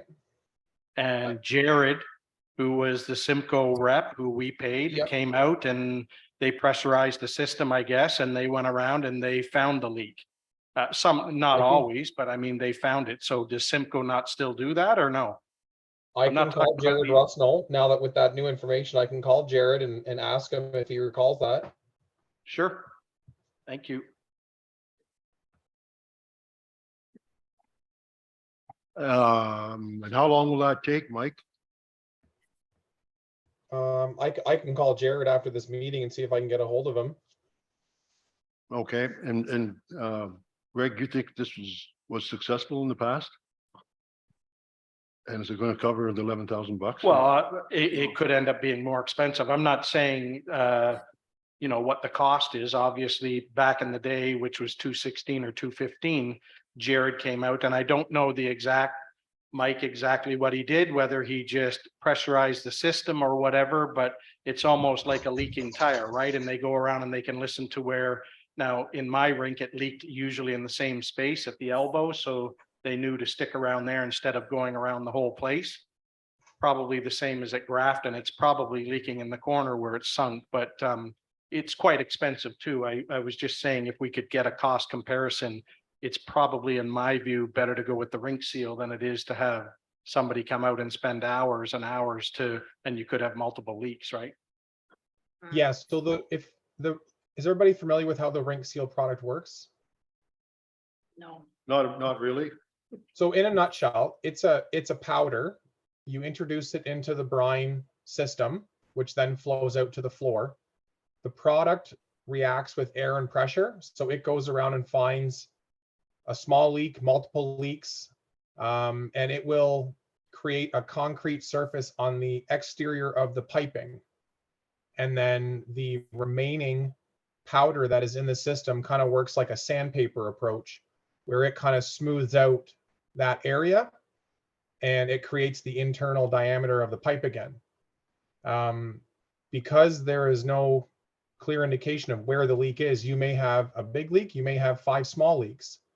So this product is kind of a new technology that has proven itself, as opposed to the old technology, which was to do what the other counselor had mentioned, then go cut up the concrete and then try and repair the piece of pipe. So this product goes and finds all the leaks for you and it remains in the system for up to 12 months before you have to filter it out. Okay. And normally, in my experience with floors, when they leak once and you use Ring Seal Pro once, and then you have more leaks years later, it's a very good indication your floor has reached its life expectancy. So if the approach is to put Ring Seal Pro in one more time, you'll be putting Ring Seal Pro in again after this. Okay. And how long do you think this one's going to last if you do the second this time? So typically, a floor will last between 40 and 50 years. Usually I encourage councils to consider budgeting at year 40. So if you're putting Ring Seal Pro in for the second time and there's no indication of leaks or noticeable visible leaks in the header trench where the piping goes out to the concrete, it's in your floor piping and the floor is pretty much getting ready to leak year after year until it's replaced. Okay. I don't know why that was, I'm not sure if you answered my question. Maybe I expressed it the wrong way. If we were to put the leaks in now, with a 10 gallon per day leak, how long will that continue to run? A year? So Ring Seal Pro, the manufacturer of the product, will guarantee no leaks for up to 12 months of operation. So one full season, basically. The product itself should last, and the product itself will seal the leaks that it finds when it's in the system. But I guess what I'm saying is, once those leaks are found and sealed, there will be more leaks later on, years down the road. So yeah, it's a temporary fix in my mind, but it's a good temporary fix until you can facilitate a new floor. Okay, you're Catherine. You've talked, this would go in then when the system's being turned on at the September, or whatever it is? That is correct. Yeah, you do need, there is a bit of a process. You need to have the brine pump, which moves all the brine out to the floor and picks up all the heat from the ice. You have to have that on consistently for 4 to 6 weeks to allow the product to continuously move through the system. So yes, September. Good to know. You're Catherine. And does the quality of the fix decrease by this being a repeated, like, is it less effective when you're doing it for a second time? So because you're doing it for a second time, I would recommend filtering out your existing brine charge, removing as much of that old product as you can, then introduce the new product. And it will have the same, it'll have the correct effect on your floor. So Mike, if I may there, Mayor Logo, so Mike, last time this was done in 2019. So it lasted 4 years. I know there's no guarantee. The guarantee is 12 months that the company would guarantee it. But would you look at, is it fair to say, would it be 4, would it be 2 to 4 years, or is it just a guessing game then? I would say, I mean, for me to do that, it's probably a guessing game, but I'd say you're probably in the ballpark, Brian, of between another 2 to 4 years. With the rinks, with this rink seal going in and stuff prior to the, if that's. Go ahead. Just one more question through you, your worship, to Mike. So when you say that Rink Seal guarantees it, so I guess it just means that if it doesn't work, they just refund your money for the product, right? So they're in my experience, they're very good. They're a very good supplier. They will either supply you with more product to help fix your leak. If the additional product doesn't work, they'll come out to site and do a site investigation. And then if it still continues to not work, they will refund you the product fee. Yeah. Okay, thank you. Yeah. Any further questions, comments? Through you, Mayor Local, I guess the only comment I have is that if we go with this, is there's like a quick fix and then the planning has got to start. I would agree. Mayor Catherine? I was just going to say, I would prefer that we defer a decision on this today until the Great Grafton Community Center could have a meeting and talk about how this fits into the overall plan, since we do have a little bit of time. And if we get that meeting underway, I think it would be an important discussion to have in depth and with our arena staff. Okay. I'll read, okay. Go ahead, Mike. Well, I'm just kind of wondering what that's gonna do for a timeline. You know, if we don't, we haven't even started that graphing, the that community committee. Yep. So Go ahead. in lieu of time, I might, maybe Mike, you can answer that, or how long does it take if we order the product and to have it? Are we looking at lead time of a week, 2 weeks? What would be the deadline that we would have to order this to make sure that it's? So with this product, I would recommend getting your system up and running, building your ice, getting your ice in, and having everything painted and ready to rent ice, then introduce this product. So a little bit into the operating season is probably ideal. Brian? Yeah, I guess I'll just comment a little further. I guess my only worries, if we just defer it too much longer, is the user groups, I guess, coming into the fall, like letting them know if we decide not to go this way, that we're not going to have ice, giving them enough time to find ice elsewhere, I guess. So I don't think it's a problem getting, once we know, to let Stemco know to go ahead with this this operation, filling the pipes and that stuff, but it's the actual user groups that are using the facility come this fall and stuff, like giving enough time to find alternate ice, I guess, if possible. Thank you, Brian. Further comments? I guess I'll put in my 2 cents. I kind of concerned with what Brian is saying too, that we need to get to confirm that we're going to put in ice or not put in ice, and the people need to know that. And if it does, it is at $12,000, and he's expecting to get 2 to 3 years out of it. 2 to 4 is actually what he said. And he's guaranteed, they basically, if I understand it, they guarantee that if it doesn't work, then they refund, or pardon me, give it a second chance and then refund. Is that correct? for 12 months, right, Mike? Just for you, Mayor, for, I think Mike said for 12 months, they guarantee. Correct. Correct, Brian, yeah.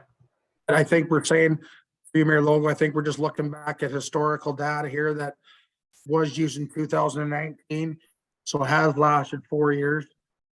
My concern was, wondering doing it a second time, would, lesser chance that it might not last as long. So, I was just throwing out, if it was 50% compared to last time, that would be 2 years, but, if we're lucky, maybe we will get 3 or 4 years.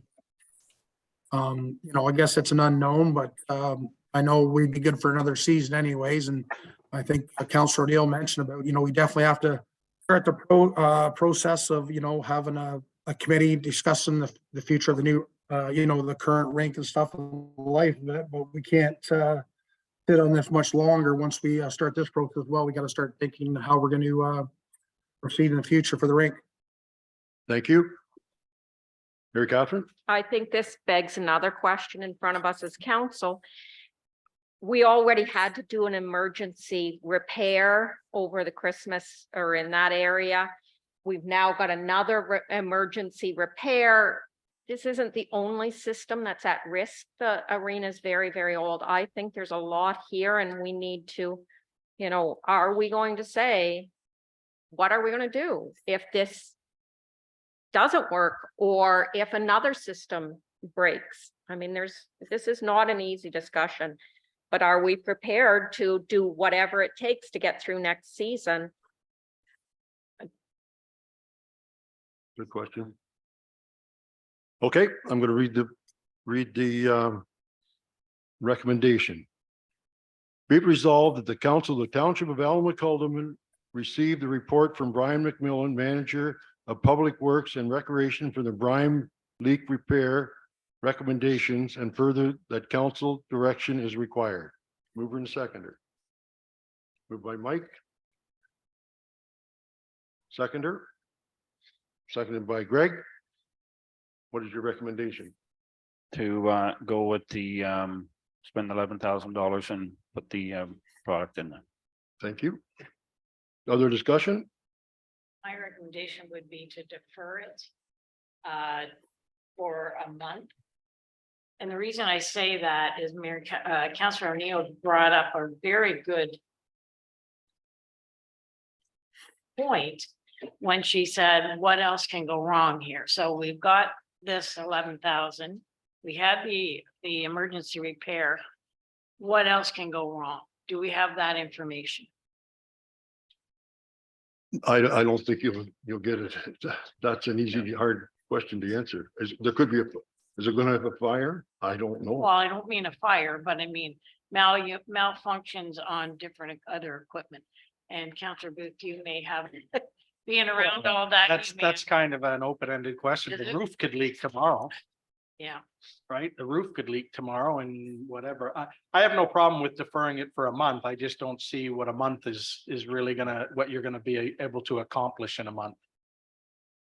Like, I think we have to remember too that, I think Matt at the arena said, that the chiller is in great shape, everything else, the building is in great shape. And, we talked about the inspections and stuff that were done on the building. Haven't had done in the last few years, but they're all in good shape. So, I mean, to me, it's a time thing. We should just make the decision. We know we need to get this done and put our committee together and find out what we're gonna do next year. We got a year to do this. Mary Catherine? I would prefer that we defer this and have an entire meeting devoted to this discussion. I think it takes more time than we have at a regular council meeting. Thank you. Mike, are you willing to change your motion? No, Okay. I'm gonna call the vote then. Oh, go ahead. Yes.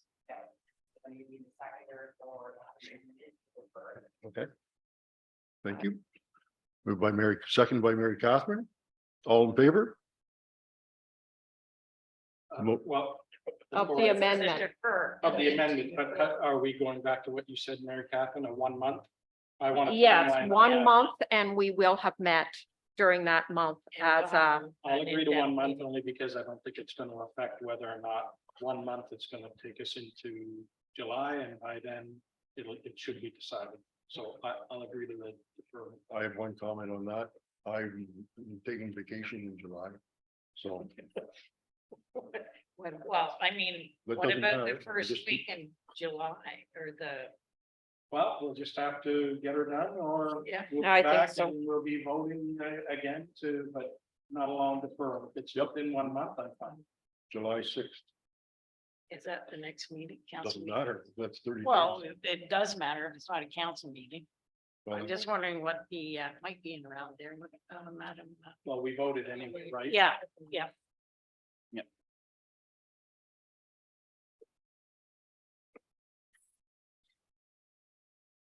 First week in June, or July. It was probably what- When's that? July 4th is our next regular meeting. And we can do that on an American holiday?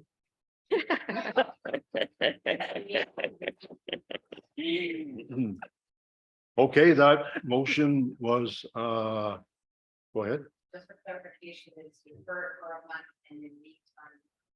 Dedicated to that. Yes. Yes. Okay, so that's carried. What about the original vote?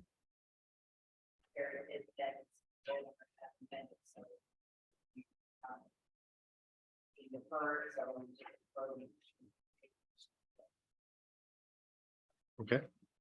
Yep. Okay, so we bet all in favor and that's carried. I'd like to recall, ask for a recorded vote on that, please.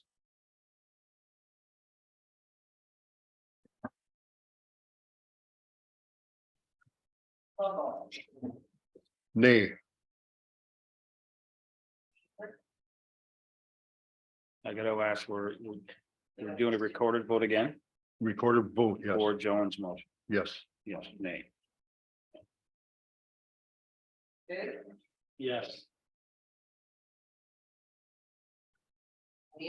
yes. Yes.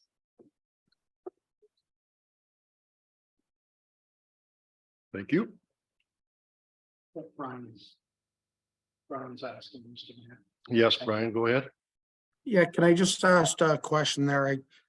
When's the next council, Pat? What meeting? July 4th, Brian. Okay, so we have about 3 weeks then to repair a report then? And I just wondering to ask council right now, what new information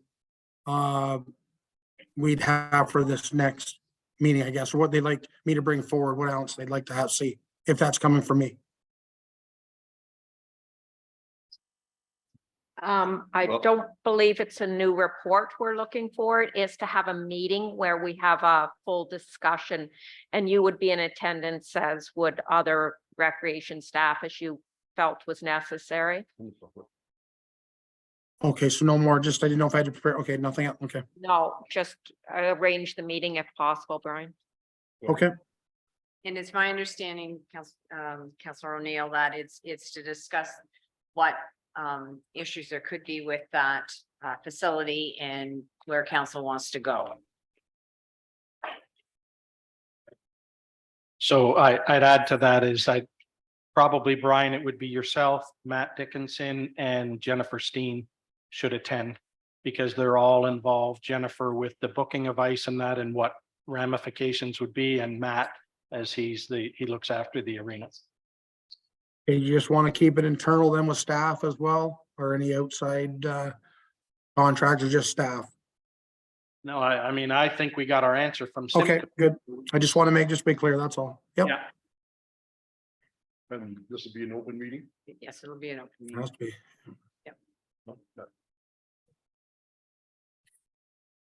Okay. You got your marching orders, Brian? Thanks, Mike, for attending. Thanks. Thank you, Mike. Thank you all. Have a good day.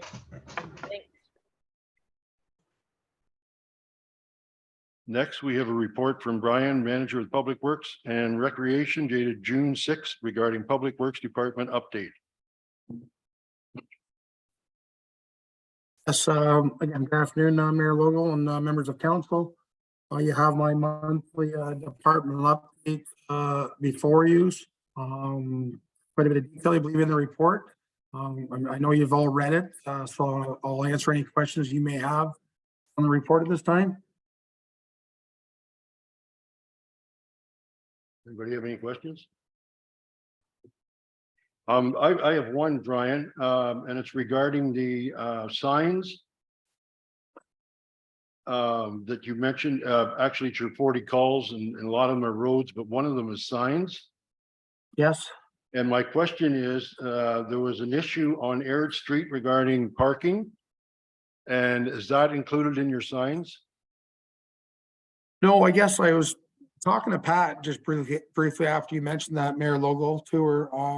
And was there clear direction from council? I guess I'd just like to know, were they looking for over in Air Street to have parking on one side of the road? Because then I'd bring a report back to council on that, and we'd have to bylaw it in so it's enforceable and stuff like that. So I guess I was just looking for clear direction, and maybe I did get it, but I just looking for, you're talking right next to the office there. I just want to make sure I'm bringing the right stuff to you. That's all.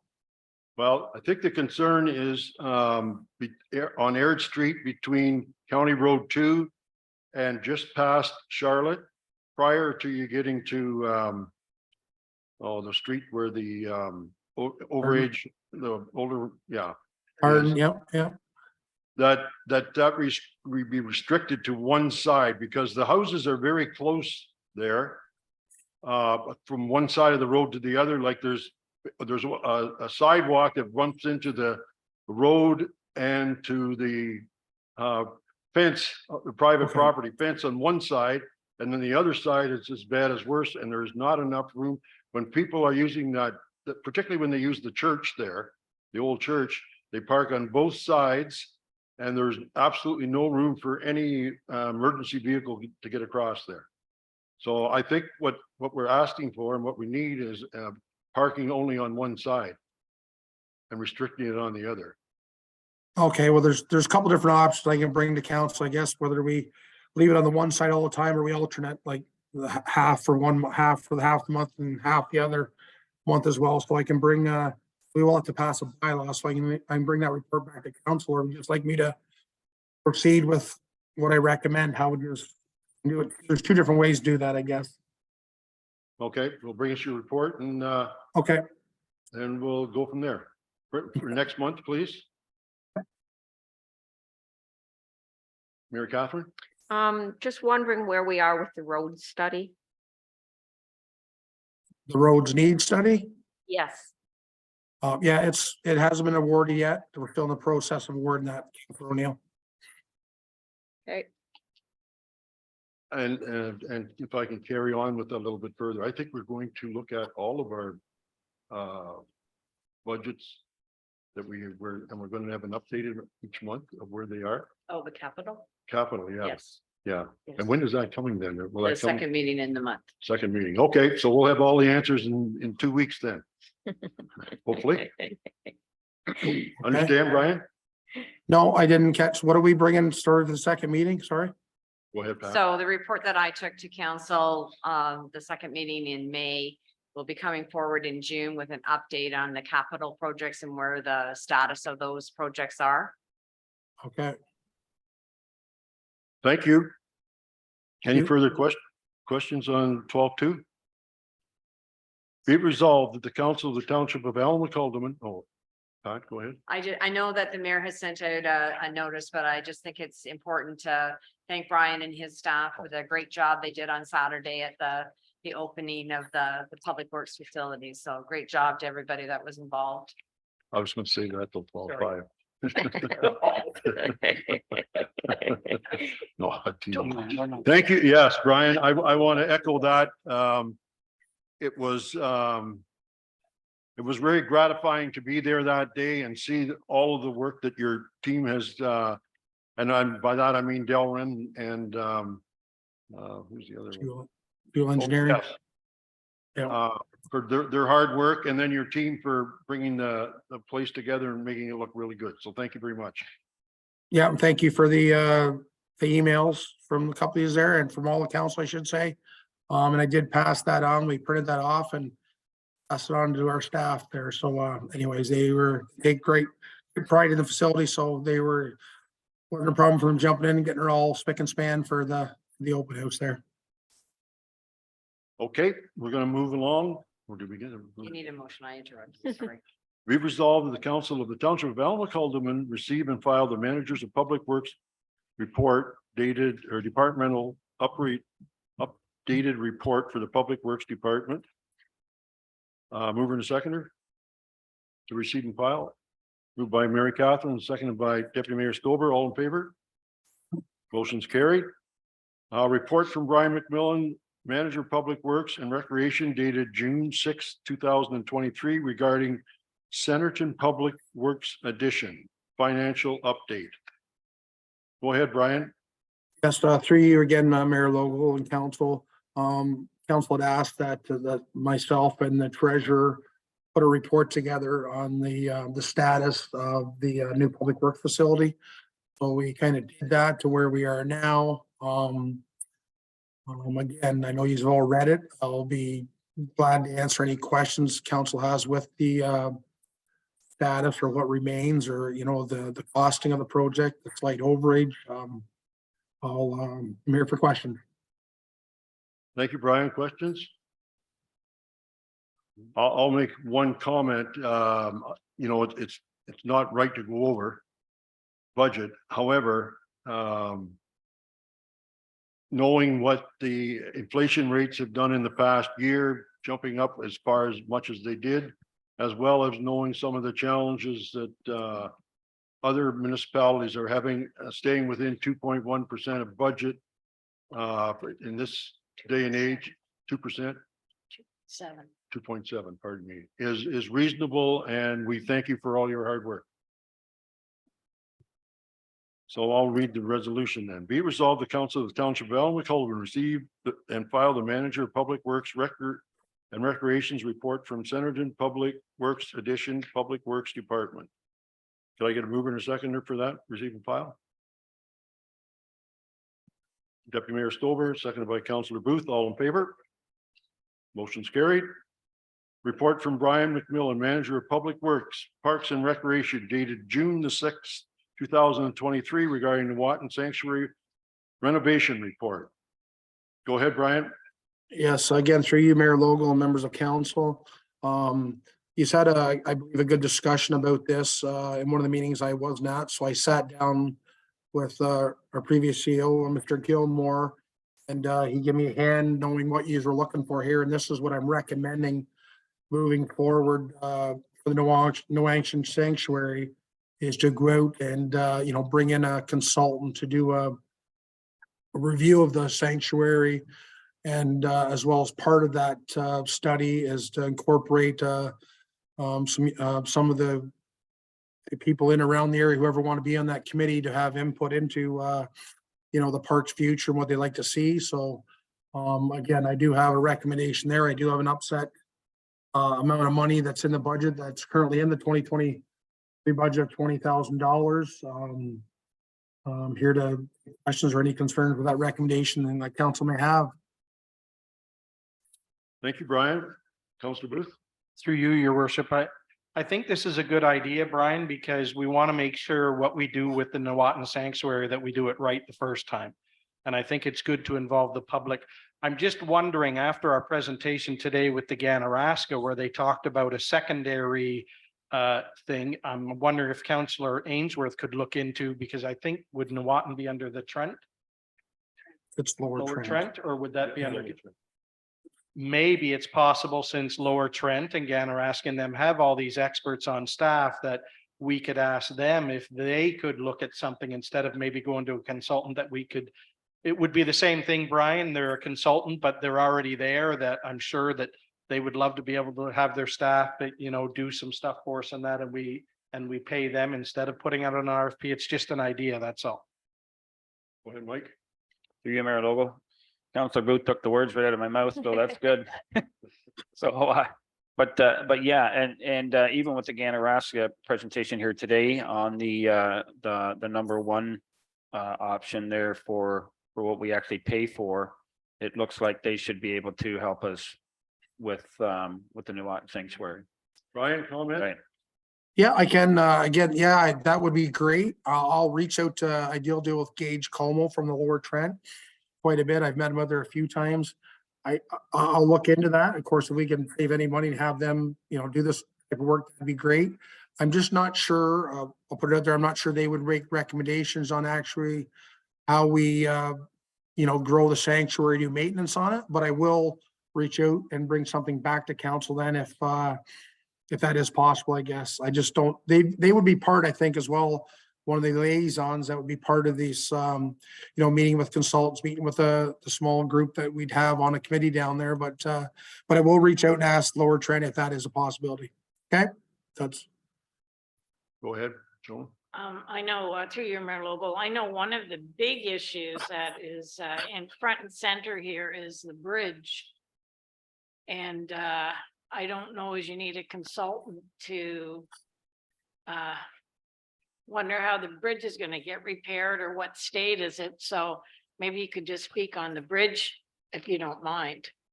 Go ahead, Brian. Yeah, the bridge was already gonna be a one-off, looking at that, it would have to be an engineer that would have to do a report on that. So that's part of the whole thing. And it's not even the big bridge, like the main bridge, I think Deputy Mayor Stover, you're talking about the covered bridge. But even there's a lot of the other smaller ones that aren't huge, but those all need to be looked at as well too, but especially the big one as well. But that would have to be done by a consultant. Well, I guess maybe through I Lower Trent think- as well. I think Brian, council's giving you some alternatives to look at, including getting somebody from the Lower Trent. And I would suggest we defer this consultant at this time. Till you hear back from them, and perhaps see if you can get somebody that will help you with the bridges. Go ahead, Yep. Brian. Yeah, through you, Mayor Lobo. Yeah, I'll bring a report back to the next, either the one in, the next one in July. June or the first one in July. I'll try to bring it back. But yeah, I'll look into that. If we can get this done by one of the agencies that we pay, annual fees to, like Lower Trent, why not? So yeah, I'll definitely look into that first. And Mike can help you maybe a little bit too, because that's your committee too, isn't it, Mike? Yeah, through Mayor Logan. Yeah, Okay. no, absolutely. And the other thing I want to just to bring up too, that both the Lower Trent Conservation and the Ganaraska Conservation, they both maintain trails. So the trails around the New Wadden, they could give us some direction on that, because I know Brian touched on that with part of us. Okay. Is no, I think we need to use these two groups. Okay, yep. Further comments, Mary Catherine? Through you, Mayor Logo, question to you, Brian. Do you prefer a committee or just soliciting comments? I mean, we can definitely solicit comments and get those much quicker, but do you want us to be setting up a committee? Like, which way do you want us to go here? I personally was thinking a small committee, but if council sees differently, I know I deal with probably 3 or 4 people down in the area right now that I know that would be probably interested in joining the committee. I can't speak for them, sure, but and I told them 3 of them that I was taking a report to this council meeting on this. So not a huge committee, but I think people that are definitely using the place down there, live close, or don't necessarily have to live close, but people that really enjoy the park and use the park definitely want to have input into the park, the sanctuary, I should say. If I can make a comment, I think that's what was on there before, 3 or 4 people. And those people, can't say the next group are going to be the same, but maybe they are the same, but they took real ownership in that and took care of it, did a bit of security, did a little bit of cleaning, all of the good type stuff that we'd like to have committees do. And if I can just speak on that again, Mayor Logo, I guess that's what I'm looking for is, advice, what they like to see. But then from this time now is actually our staff doing the physical work and all that, for the insurance purpose, there's been a great group of people that did a lot of work down there, physical, but it's time for them to, step back and let our staff do the work, but just listen to their concerns and what they'd like to see, enhanced in the sanctuary. Okay. Any other further comments? Yeah, excuse me, Mayor Lowell, I was just asking, Madam Clerk, I thought we had discussed about starting to solicit for people to be on the committee. I know we talked about it. Maybe the last time this was before council.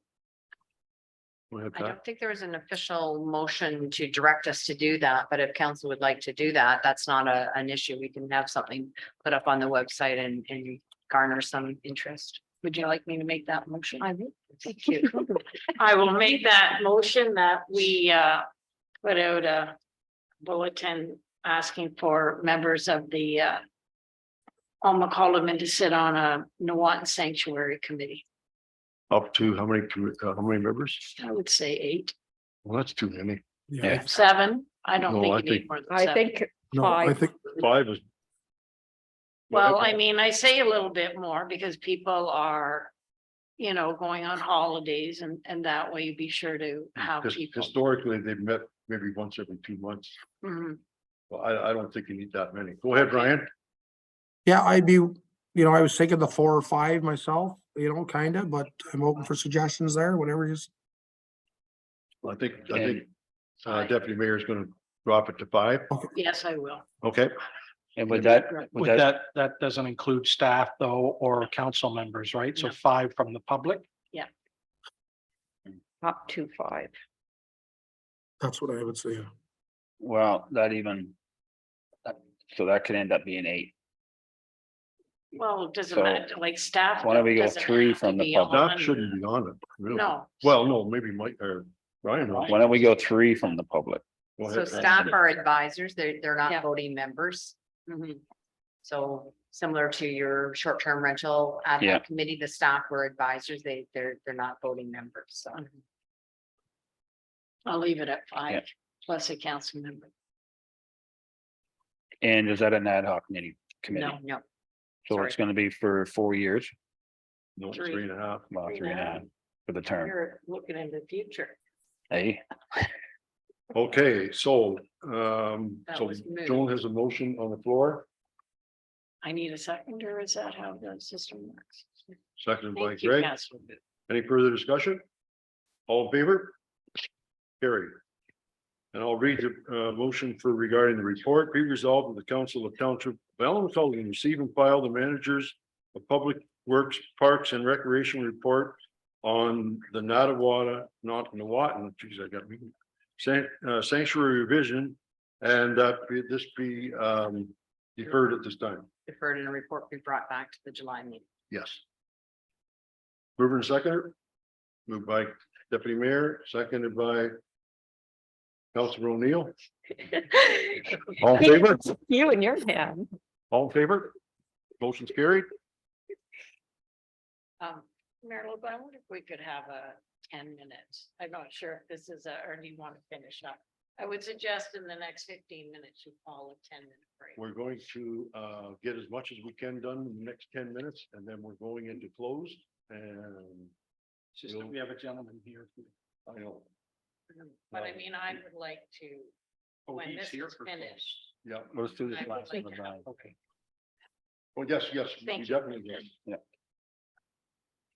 But I don't think it's going to finish, but we'll get. a I little thought more. the close was after this. Was after, I thought the closed session was going to be after this agenda. No, we're gonna. That's have what to- I was advised. Well, I was advised that. it was Okay, gonna that's be fine. We may not get through it all. You won't get through it all. Thank you, then. Well, Is there anything, is anything? 12:05 if you still, because we have staff here waiting. Yes. Yeah. Okay, so Brian, we're going to continue on with Brian. Okay. And your report regarding the new tender for axle cab and chassis truck with a front snow plow, wing and all-season combination body spreader. Go ahead, Brian. Yes, through you, Mayor Logo, members of council, this is the report on the new tandem truck with all-season plow equipment on it. We did go to tender on this, we did put on bid and go as well advertised on the township website and Facebook. We did have the one bid, from Winslow's, Peterborough Winslow Drolmy Motors. Again, it was over budget, so again, that's why I'm bringing it to council. The original budget, back a couple years ago was $300,000. So this come in at the, 44,000 over budget, including taxes. And reaching out to other municipalities, that's the same price or even a little bit more coming in on their trucks too. So there is a recommendation there that we do go through this purchase because of our aging fleet. And the treasurer would make a transfer to the public works to cover the cost that would actually be being paid in actually 2024 when we actually receive the truck in late April, early May. Willing to take any questions from council this time. I have a comment. I was listening to a similar presentation from Public Works at the county earlier this week. They are about 10% over the prices that they were putting in for their budgets, which is basically the same. The only other comment I would make to that was that the ones that they ordered 2 years ago, they still haven't got yet. So it is going to be a while before we get trucks. And apparently this company is the only one that wants to give quotes. Anybody else have any other comments? Go ahead, Deputy Mayor. So you kind of touched on it, Mayor Logal. This was budgeted in 2021. Was it ordered at that time, Brian, or when were you? Because I'm wondering if you ordered it in 2021, would they honor the price or how does that work? So through you, Mayor Logal, Deputy Mayor Stover, so I knew when I came here back just a little over 2 years ago, that's when the backlog of these trucks were coming to light, that they were taken for parts were taken upward to 2.5 years to go. So the one dealer that I knew that would bid on it, Winslow Drolmy Motors, they purchased about 80 slots a year on trucks and stuff like that. I went and seen them right when I just started here and actually asked if he would peg one of those trucks for us. Now, he wasn't getting the commitment from he was gonna get it, because again, if we didn't buy it, he was able to sell it to someone else. So long story short, they kind of earmarked one for Alnwick Haldeman, but they did go through the formal process of actually filling out the tender form and were the only bid and the low bid. So in saying that, I've kind of did the same thing moving forward right now. They're a couple years out. I know we've got an aging fleet. I've kind of spoke to him as well about trucks in the future. Again, this will come back to council in the past to put more money in reserves, but I'm just trying to get us in a good place. We're not waiting on some of these trucks, but the dealer I'm dealing with, the salesman's a great company to deal with, and they do have probably, I'd say 90% of the market in the area and stuff like that as well. Does that answer your question, Deputy Mayor Stover? Kind of in a roundabout way, I guess. It's a shame that it wasn't ordered and started back in 2022 for whatever reason, but now you are en route and we should be getting it within the year. Mike, do you have a comment? Yeah, I do through you, Mayor Lobo. So I just, and Brian, like when we went to the public roads conference, Councilor Mary Catherine and I, we actually ran into a couple of people that talked to us about smaller trucks and their capability and less cost. And they actually showed a nice video of, going down a 6-lane highway and that smaller truck being the last truck pushing the rest of it off all the road. And I just wondered, like, can we investigate that? I mean, a part of the overreach, I'm not in favor of the overreach, the $44,000. I'm not in favor of taking that out of the budget to add to this. And I just wonder, and the other thing they talked about too, because you mentioned in there that there was a spreader, and there was one group there that was talking about a spreader that was 25 or 32% more efficient than normal spreaders. So I'm just kind of wondering if we could just kind of put the brakes on and maybe check out some of that stuff that we gained knowledge with at the Good Roads Conference. maybe save us, you know, Right, look right. at some money here. Through your mayor logo, Counselor, I'll try to answer that for you. A lot of the equipment you're looking at there at that conference stuff, we're on highways and stuff like that. That we're doing strictly salt and brine and stuff like that. The township and all the other townships in the area and stuff like that need the size of, equipment and tandems that we use right now. If we were to go to smaller trucks and that for sand and stuff like that, it'd take us longer to get over our routes and stuff that we have now. You're not gonna see anyone in our county or the roundabout counties that have, the rural, like townships and stuff like that, the roads departments that have smaller trucks than tandem. Some are even reaching out to triaxles that as well to get more material on their, trucks and stuff like that. There's a few single axles out there. Again, but those are for in town, like your town of Coburg, your town of Port Hope. That would strictly have, salt on it, wouldn't need as much weight. But this is the truck, like being in the business for as long as I have, this is the type of truck we need. We can't, there is nothing that would replace this truck and do the same job that we're doing now. Further comments? Mayor Catherine?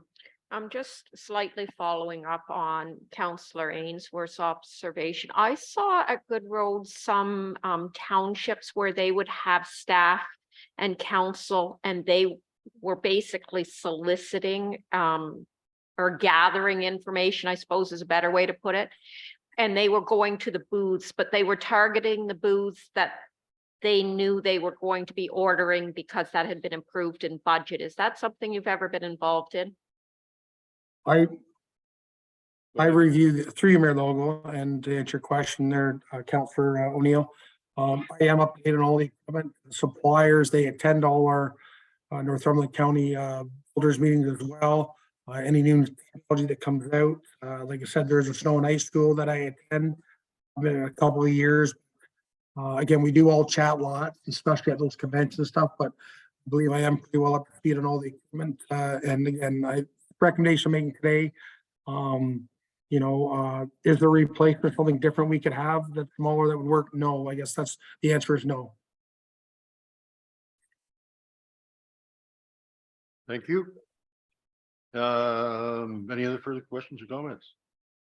Go ahead, Greg. Through you, your worship, I like the ideas that Councillor Ainsworth and Councillor O'Neill are saying, but I think we price this out, let's buy it. We're not going to get it till next year. And if we're looking at come budget time next time that Brian is coming and, you want to meet with him or talk to him about other ideas or something, I just think that we have to get in line for this truck. We're already a few years short on it and it's a little over budget, but according to the mayor, everybody is, right? So I would support this. Let's purchase it. And if we're looking at changing or doing something in the future with new technology, then like you said, the spreader and that, then maybe you could meet separately on the side with that. Mike? I would just like to say that I'm not in favor of taking any extra money. I'm not in favor of the $44,000 to come out of reserves. I think if any of the departments are going over this much in their budget, they need to look at their budget and maybe figure out what they don't need somewhere else to cover it.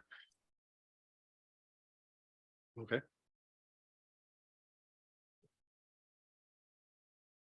So what, are you gonna make a motion that? Well, yeah, Which I think we should be, first of all, talking to the treasurer to see their opinion of whether we can afford that or not, actually.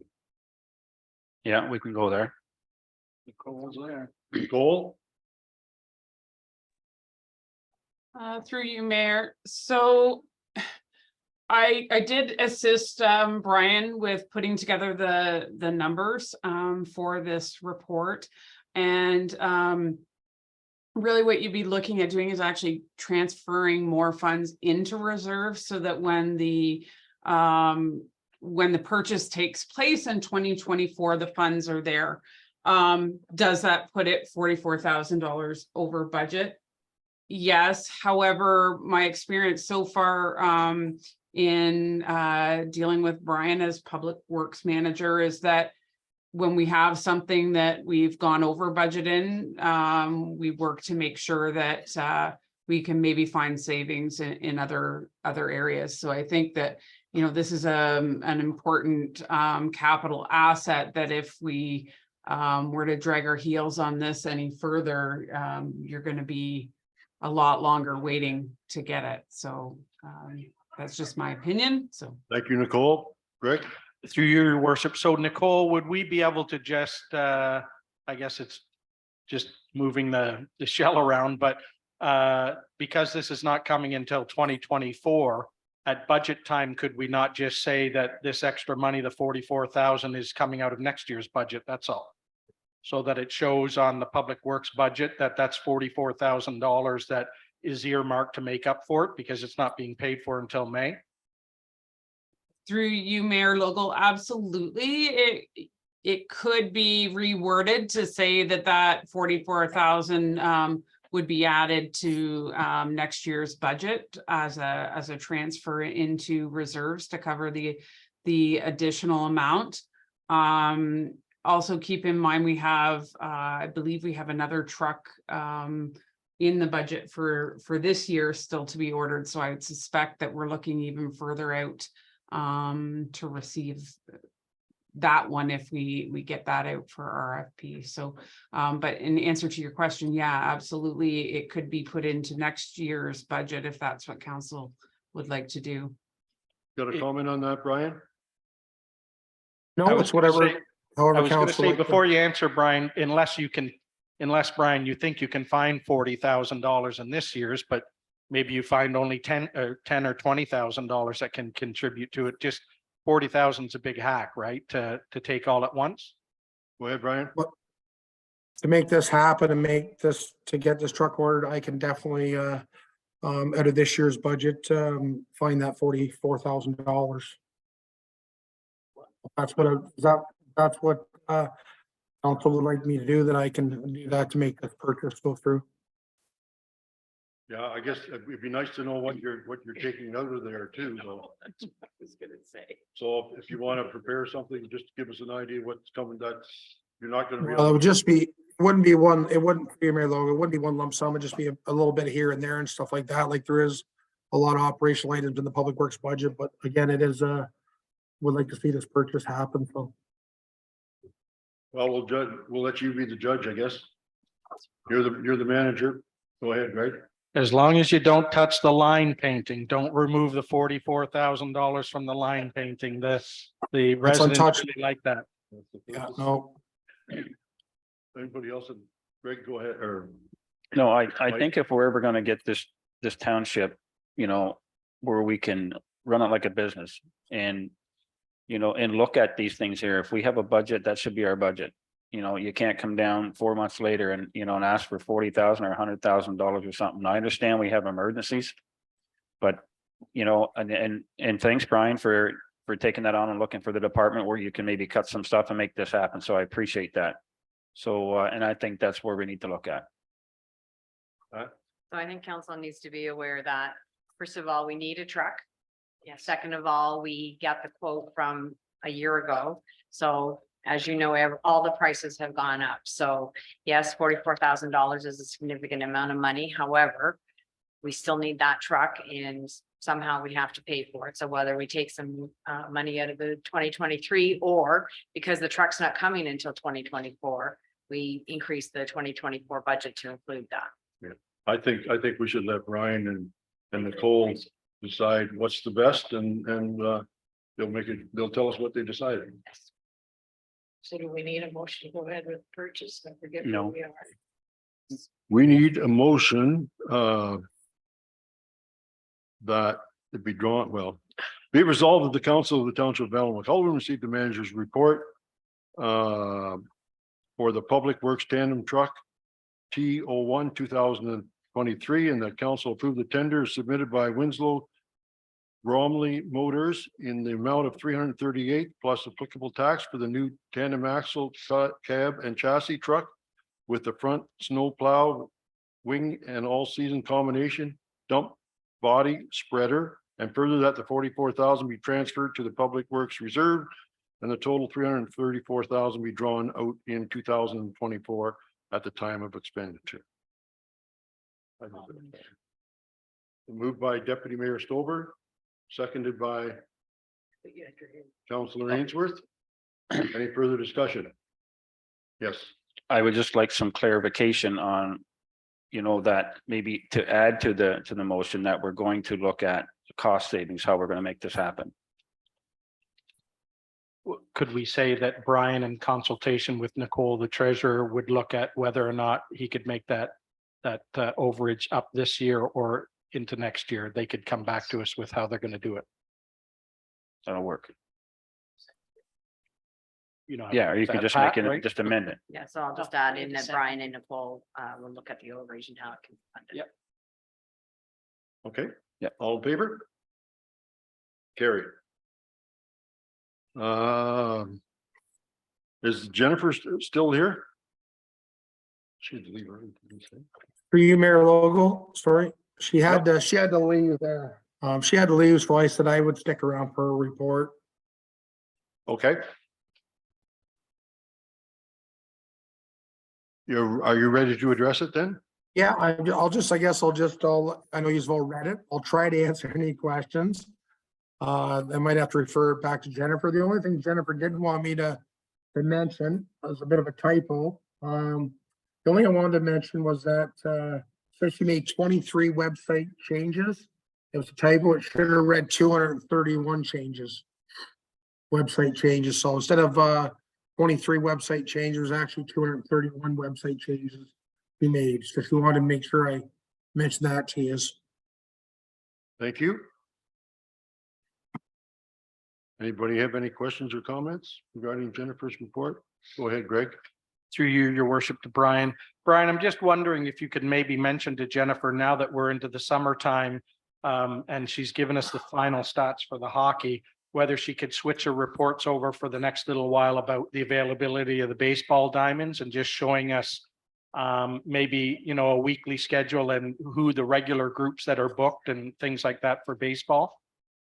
Definitely can. Same definitely as do what she that. did for hockey. Yep, Okay. for sure, thank you. Councilor Booth, yep.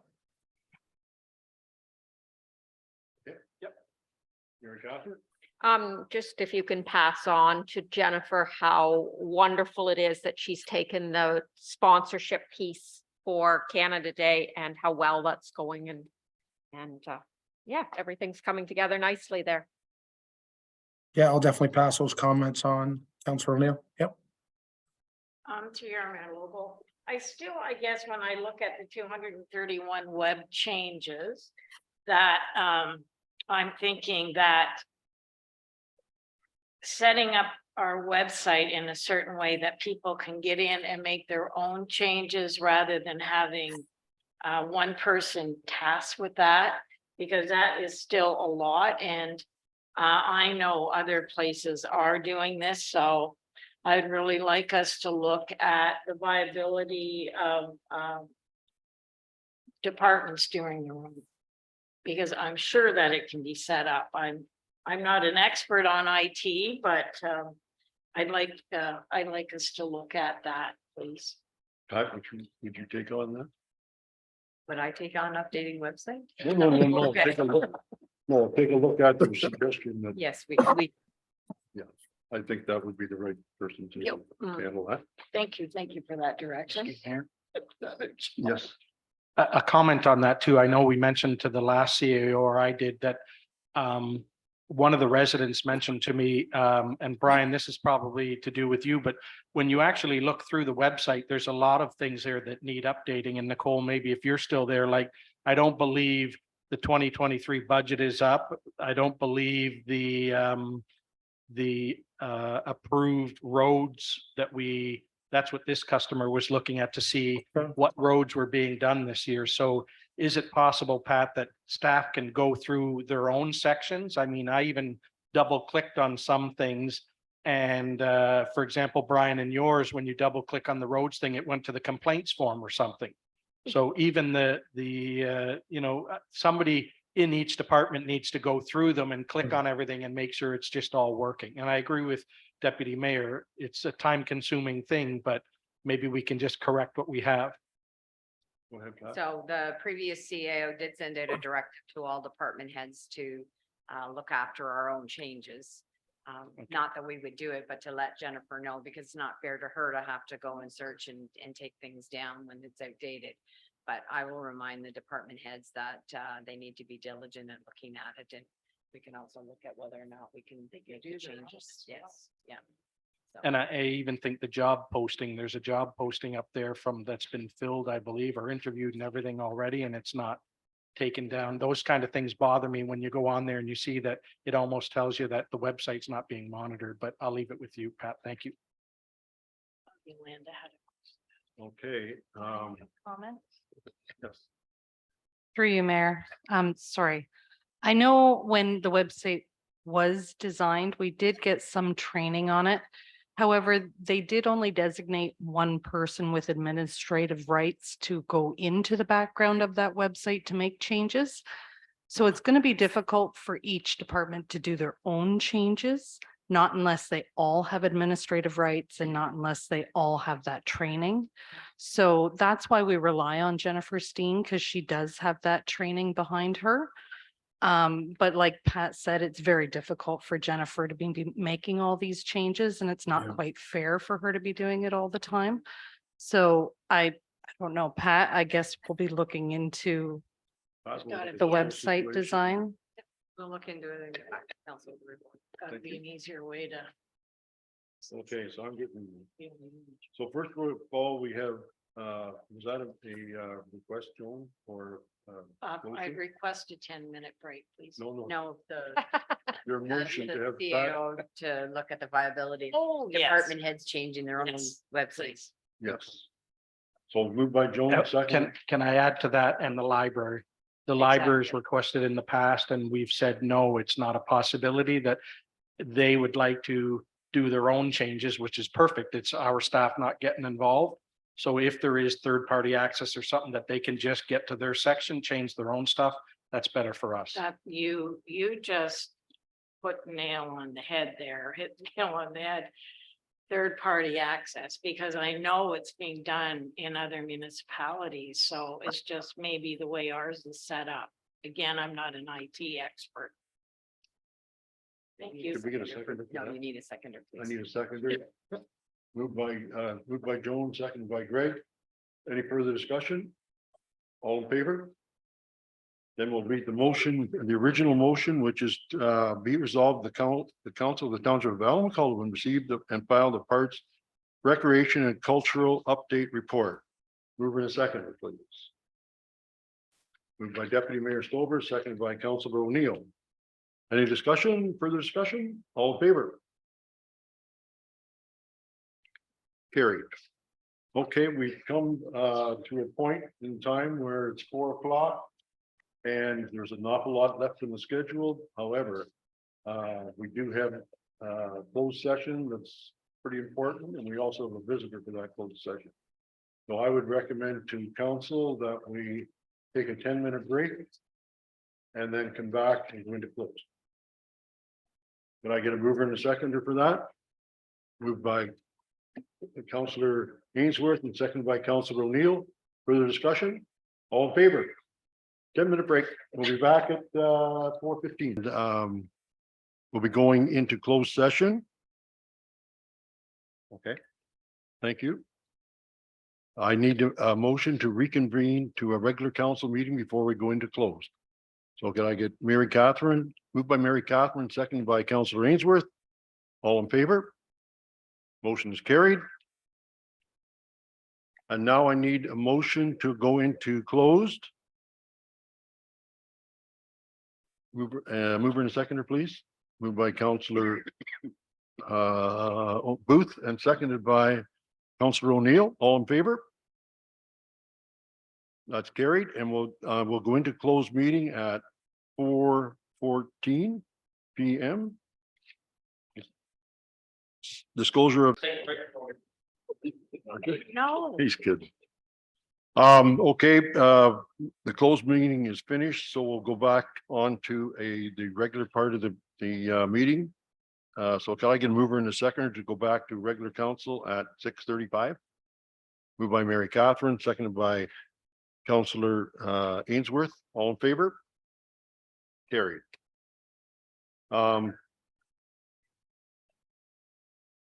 We need a motion to extend the meeting till as short as possible. To a curfew.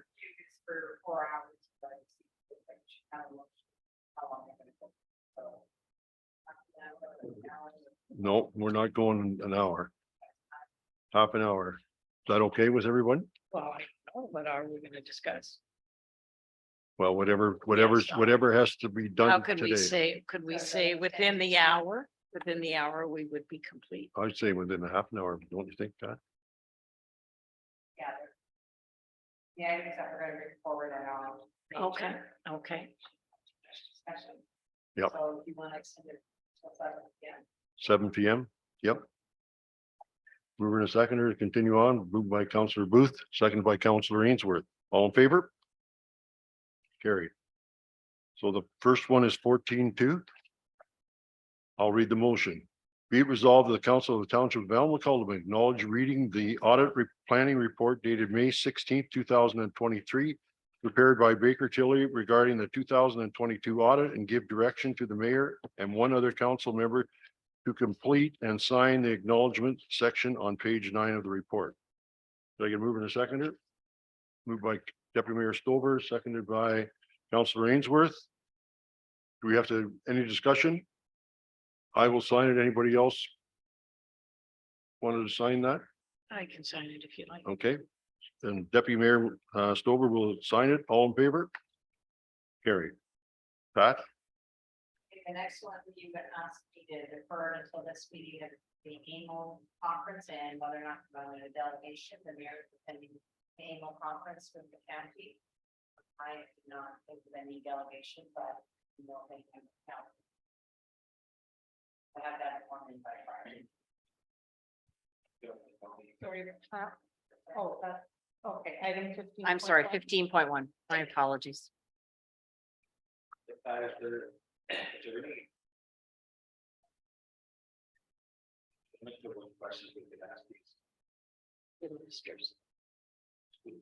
No, if you want to have a meeting with the minister similar to the one that Councillor Booth, Deputy Mayor Stover and Mayor Logal did at the Roma conference, we need to fill in a form, send it into them, and then they'll tell you whether or not your request is approved or not. You only get 15 minutes. If there's something major, you're almost better to go down to Toronto and meet with them at their office or try to get them to come to our office here. 15 minutes is not very long and they knock on the door about 10 minutes and Yeah. it's a very short time frame. However, if you're at a conference and you want to have that opportunity to meet with a minister, put a bug in their ear, then it's an opportunity.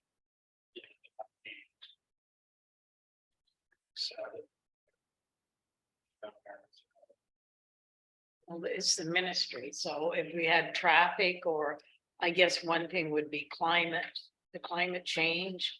But one thing I noticed that when we did go, it takes your whole afternoon either, because they give you a time and then you can't go to a certain Some of the seminars. Yep. seminar because you're waiting, and it does, but is the county doing any delegations? Oh, yes. I don't know which ones they are, but they always do one or two, but I can remember going to some of those conferences. You spend 2 days going to them, so. Well, I'm can I gonna ask suggest- who's going to this conference? I am. Which the Are mayor you is the only through one? the county. Yes. Yeah. Oh, so you're representing the county. So it's kind of a moot point if none of us are going. We're not going to make a presentation to go down there. I will go, I hope to go next year. I mean, it's the biggest conference that you can go to. So I went to Roma, Roma. So So can we safely say Not there's no this year. presentations and Yep. nobody's going? Be resolved that the council of the township of all receive the report from clerk dated May 23rd, 2023 regarding the Association of Municipalities of Ontario Conference, August 23rd. And further that the council advised that they do not wish to make a request for delegation. Mover and seconder, moved by Councillor Booth, seconded by Councillor O'Neill. All in favor? Carry. Next, Pat. So the next one is a report on the Trillium Fund. So it has to be in on very soon, Friday maybe. I don't know, it's not very, anyways, so Jennifer Steen and I discussed what would be good projects. And so the maximum amount of funding is $150,000 and the minimum is $10,000. Has to be in by June the 14th. And it's for improving access to community spaces, facilities, programs, improve building in community spaces, make programs and servicing better and more efficient, and better use of technology. So the two that we thought of was, one was the retrofit to the gymnasium at the ACC, back to a gym with the appropriate flooring and install dividers, basketball nets, purchase appropriate equipment. And the other one was upgrades to the Rice Lake boat launch. So for council members that weren't here last term, we did apply for funding on all of our boat launches. However, we were turned down, but we're focusing this one on Rice Lake. And in the past, I was able to get a letter of support from Alderville First Nation because they're having a challenge with people using their boat launches instead of using the township public boat launch. So, and both of those items were listed in the Parks and Rec master plan. I like them both. Can you do both? No, just one. And if we decide to do the boat launch, it should be just one boat launch. Yeah, it's just the Rice Lake. We're just suggesting the Rice Lake boat launch. Well, isn't there one, two or three of them there? Well, I'm picking one. I don't know which one. Or Somebody's gonna tell Sandy me. Bay is what it should Sandy read. Bay, thank you. Oh, okay, Mayor Catherine? I would also concur with the Sandy Bay one. Just because I think the arena, or sorry, the ACC, that I'd like to get some more feedback on that, and people have been approaching about the change rooms in particular. So I think maybe we're further ahead of knowing what we want at the Sandy Bay boat launch, and then the next one becomes our top priority moving forward then. Further comment? Go ahead, Greg. I would agree with that. We did apply last year, council, to get the boat launches up there. So I think it would be a lot easier for us to just pull together that information and direct it just towards the Sandy Bay one. And then talking about, you know, changing the ACC, and that should be something that's talked about by the committee and everything before we start making rash decisions about changing the floor. And if I can add one thing, I think the fact that Alderville is having some issues will be a good thing to present, especially when they're going to back you up. So can you get a mover and a seconder? I guess Mary Catherine, you led the thing. So moved by Mary Catherine, seconded by Councillor Booth. Further discussion? All in favor? Motion's carried. Do we need to go through the committee reports today? No. Communications? I think we're pretty well okay. I had one, and it was on page 301. And it had to do with, and the reason I bring it up is because it had to do with the AMO watch file. And it was training on report writing. And they only have one opening at the moment, and it's August 4th. And I didn't know if that was anything, the registry there, Ion Events, it's called. Yeah. Was that part of 17? That's on page 301 of our agenda.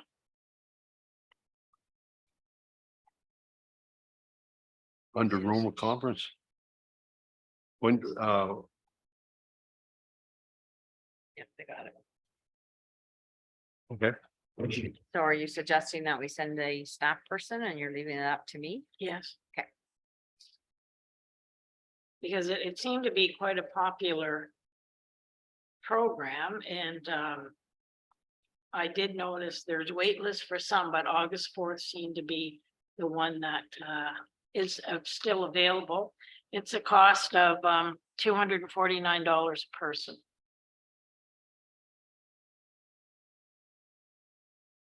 You want to make a motion then? I can. Okay, I'll make a motion that Madam Clerk, there's been a change in designation yet. Approach staff to see who would be interested in taking on the training on report writing. and we're going to open that to one person or more than one? I would think the more the merrier. I don't know how many are. Well, we'll let the here, but CAO decide that. I'll let No, how's the, that? Madam Clerk, As long as it's within budget. yeah, it's training, and it wasn't a lot of money. It was $249. Okay, all in favor? You need a seconder. A seconder by Councillor Booth, all in favor? Carry. The other one though was page 307, and it was enabling change program, and it was a grant. Is that one you're aware of, Madam Clerk? 307. Are we following the schedule or no? Or The is this agenda. part of under 17? Under 17.5. 17.5, yeah, well, we're nowhere near that yet, are we? Yep. I think we are. No, 17, we're at 17, One. we haven't, yeah. So I'm gonna suggest that Oh, we skip sorry. 17.1 altogether and put it on the new schedule. That's all different communications.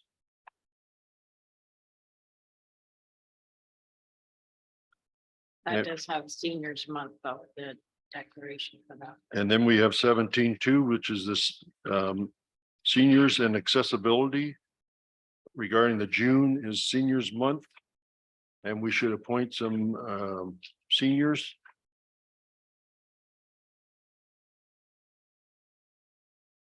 For seniors month. And we are actually proclaiming that June is to be the senior month in the township of Allen Cullivan, and that further direction is required. So the first of all, I will mention real quickly, we had tried to open up the track. New track and as well as the new equipment that's down there now. With a formal recognition. However, the Trillium Group may or may not be able to do that during June, but if they can, we'd like to do that. Okay. But I think we should nominate a couple people for that award, and that's what I was discussing before. And I forget who the heck we had named.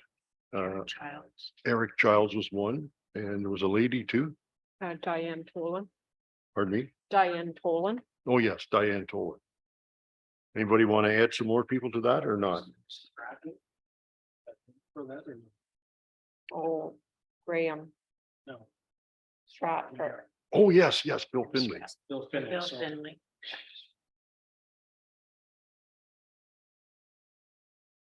I think those are people well respected and would be great nominations for seniors of the year.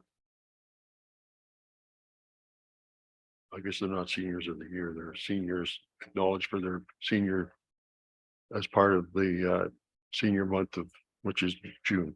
And will they get an award or something through this or? Through the. We'll no, I- nominate them and then the province decides whether or not they are eligible or not. And then, yes, if they are selected, then they would get an award. Good. I'll need a mover and seconder, please. We would move over in a second for that. Moved by Councillor Booth, seconded by Deputy Mayor Stover. All in favor? Carried. The chronic pain can wait till next month. Yeah, 17.4 we need to deal with. 17.4, this is regarding the St. Mary's CES Grafton dated May 25th, 2023 regarding Community Volunteer Award for grade 8 graduation. Be it resolved, the Council of the Township of Allen McCullough receive and file the correspondence from St. Mary's CES Grafton regarding the Community Volunteer Award for the grade 8 graduation, and further that the council direction is required. I believe in the past, we've given a $50 award to those individuals selected by the school, and then the member of council goes and does that presentation. Go ahead, Rick. I'm just wondering if we can change that to $100. It's been $50 for a long time. And I know for the last 2 times I've done it, and I think it would be appropriate to make it $100 now. And I think I'm assuming that we're gonna do that not only for St. Mary's School, but for the public school and the. So I checked with the former CAO to see if he'd reached out and he hadn't, so I will do that to the other 2 schools. Okay. And then we'll have time before at the next I'll meeting, read it. decide Yeah, who goes to where. Yep. Okay. Mover and a seconder that we add to take it to a total of $100 for this recognition. Moved by Councillor Booth. and- Pardon me? Yeah, it'll be 100 for each for of them. each. Yeah. So 300. I thought you, Councillor Booth, were gonna say, and where was that budgeted for? But you surprised me. All in favor? So No, moved, you no, we need a seconded. seconder, which is Deputy Mayor Stover. All in favor? I missed who moved it, sorry. Mr. Booth. Mr. Booth did. Booth. Capital letters over there for that. I don't think there's anything else unless that was included what Mary or Joan was talking about that last one. It was the Enabling Change Program grant on page 307. And I think there might be a time restraint on that one.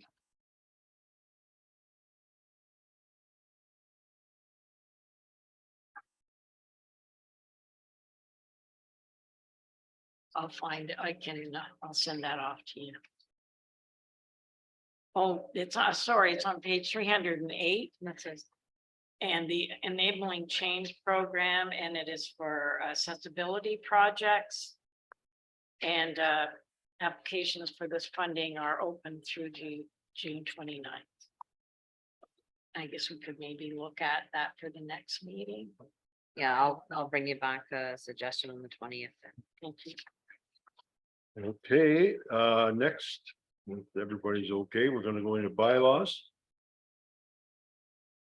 The first bylaw is bylaw number 63, 2023, being a bylaw to appoint members of all the boards and committees for the Township of Allen McCalderman for the term of 2022 to 2026. Be it resolved that bylaw number 63, 2023, being bylaw to anoint members of all the boards and committees for the Township of Allen McCalderman for the term of 2022 to 2026, be read and deemed to be passed this 6th day of June 2023. Moving a seconder.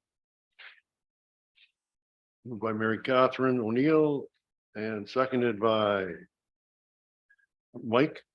Further discussion? Mary Catherine? Just Andrew McConnell is provincial rep on part, should he be part of our bylaw?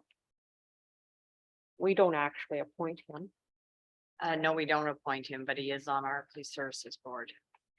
Yeah, I'm just wondering if this is to appoint people, if his name should actually not be there, We can, since we don't appoint yeah, him. true, we don't appoint him. Any other further discussion? You can move or something. Yeah. All in favor? Carried. Second one is bylaw number 66, 2023, being a bylaw to authorize the signing and execution of an agreement between the Corporation of Township of Allen McCalderman and Compront Systems, Inc., doing business as DataFax. And I understand this is for your voting This is for and the elections, yes. election stuff. Okay, be it resolved the bylaw number 66, 2023, being a bylaw to authorize the signing and execution of an agreement between the Corporation of the Township of Allen McCalderman and Comprint Systems, Inc., be read and deemed to be passed this 6th day of June 2023. Mover and a seconder. Moved by Deputy Mayor Stover and seconded by Councillor Ainsworth. Any discussion? I just had one quick one, Madam Clerk. Did you find this company good to work with? I know there were some questions that I had asked about spoiled ballots and things like that. Did they get back to you in a timely manner? So this is a different company. Oh, it's a different company. This is a Pardon me. company that manages the actual electors list, and in the past, they worked with Impact. That won't be happening in the So next that's election. So okay. this company here, we can go in and we can make changes prior to the voters list being added, and we can go in and make changes. I take the vital statistics and I go through, and if there's been death notices that have been sent to the township, I remove those people from the And voters that's list. different. And Yes. so you will be doing another program. Yes, for- so, okay, so good. when it comes time for the 2024 election or 2026 election, yeah, 2026 is close enough. we will be looking at, there's another company out there that does the same process. So we'll be looking at both of them and getting some feedback from our neighboring municipalities, because I know other municipalities had a bit of a challenge too with some of the forms and stuff. So, yep. All in favor? Carried. 18.3, bylaw 67, 2023, being a bylaw to appoint Pat Kemp as the acting chief administrative officer, acting CEO for the corporation of the township of Allen Alderman for the 9-month term from June 6 to March 6, 2024. Can I get a mover and a seconder for that? Moved by Councillor Booth, seconded by Councillor Ainsworth. Any discussion? All in favor? Carry. Congratulations. Thank you. Congratulations, Pat. You feel like you need a crown or something? Yes. Hey, Madam CAO.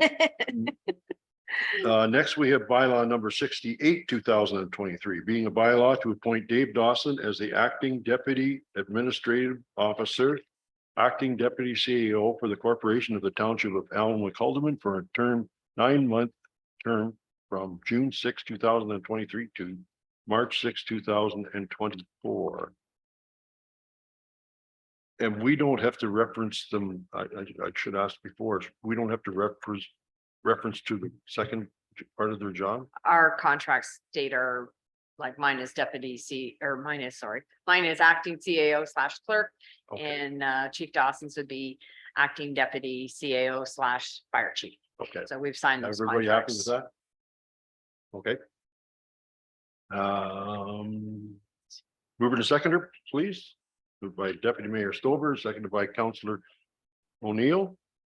Any other further discussion? All in favor? Okay, announcements and notices of motion. Councillor Booth. I'll pass, nothing at this time, since we're almost out of time. I've got a couple of proclamations, National Indigenous History Month and National Indigenous Peoples' Day. And also the Pride Month. And there was one other one, Seniors month. pardon me, Seniors month. Seniors Month. I think we've already got that in some other place, didn't we? I believe we did it the last meeting. Did we? No, it's on Seniors PR. On- It is, it where the seniors, information was earlier. Yep.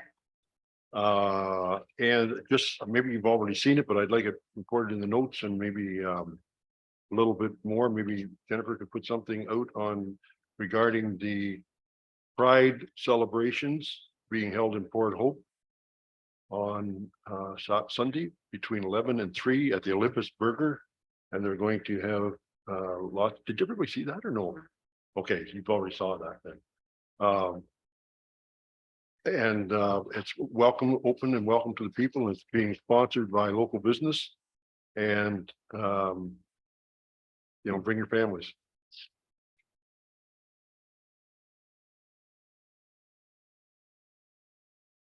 I don't think I had anything else that had to be done today. And Deputy Mayor Stover. Thank you, Mayor Lovell, through you to Madam CAO. Do we have flags we're flying? We do for Pride Week, yes. Okay, and it's Pride Month, Pride right? Month, yes. Okay, Sure. and what about the National Indigenous History Month? Do we have a flag for that? I believe we had one last year, but I'll check and see. And we don't, I guess you don't have a flag for any of the other things that we did. And at this hour, I will not prolong the meeting any longer. And I'm finished. Thank you. Councillor Ainsworth. Yeah, through you, Mayor Golo. I just wonder about the seniors month, but that there's something we could do for them as a council. I don't know if it's too late to maybe put something together for a couple hour event, something, Tea and cookies or something, pardon me? like tea and cookies or. Yeah, sure. I think that's a good idea. And there are actually some nice posters in there that we probably should be. That was Yeah. sent to us. We should put them up too, but sure, I think that's a very good idea.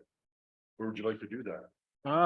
Maybe the Alma Column Civic Center, the hall out there. Okay, or well, whatever.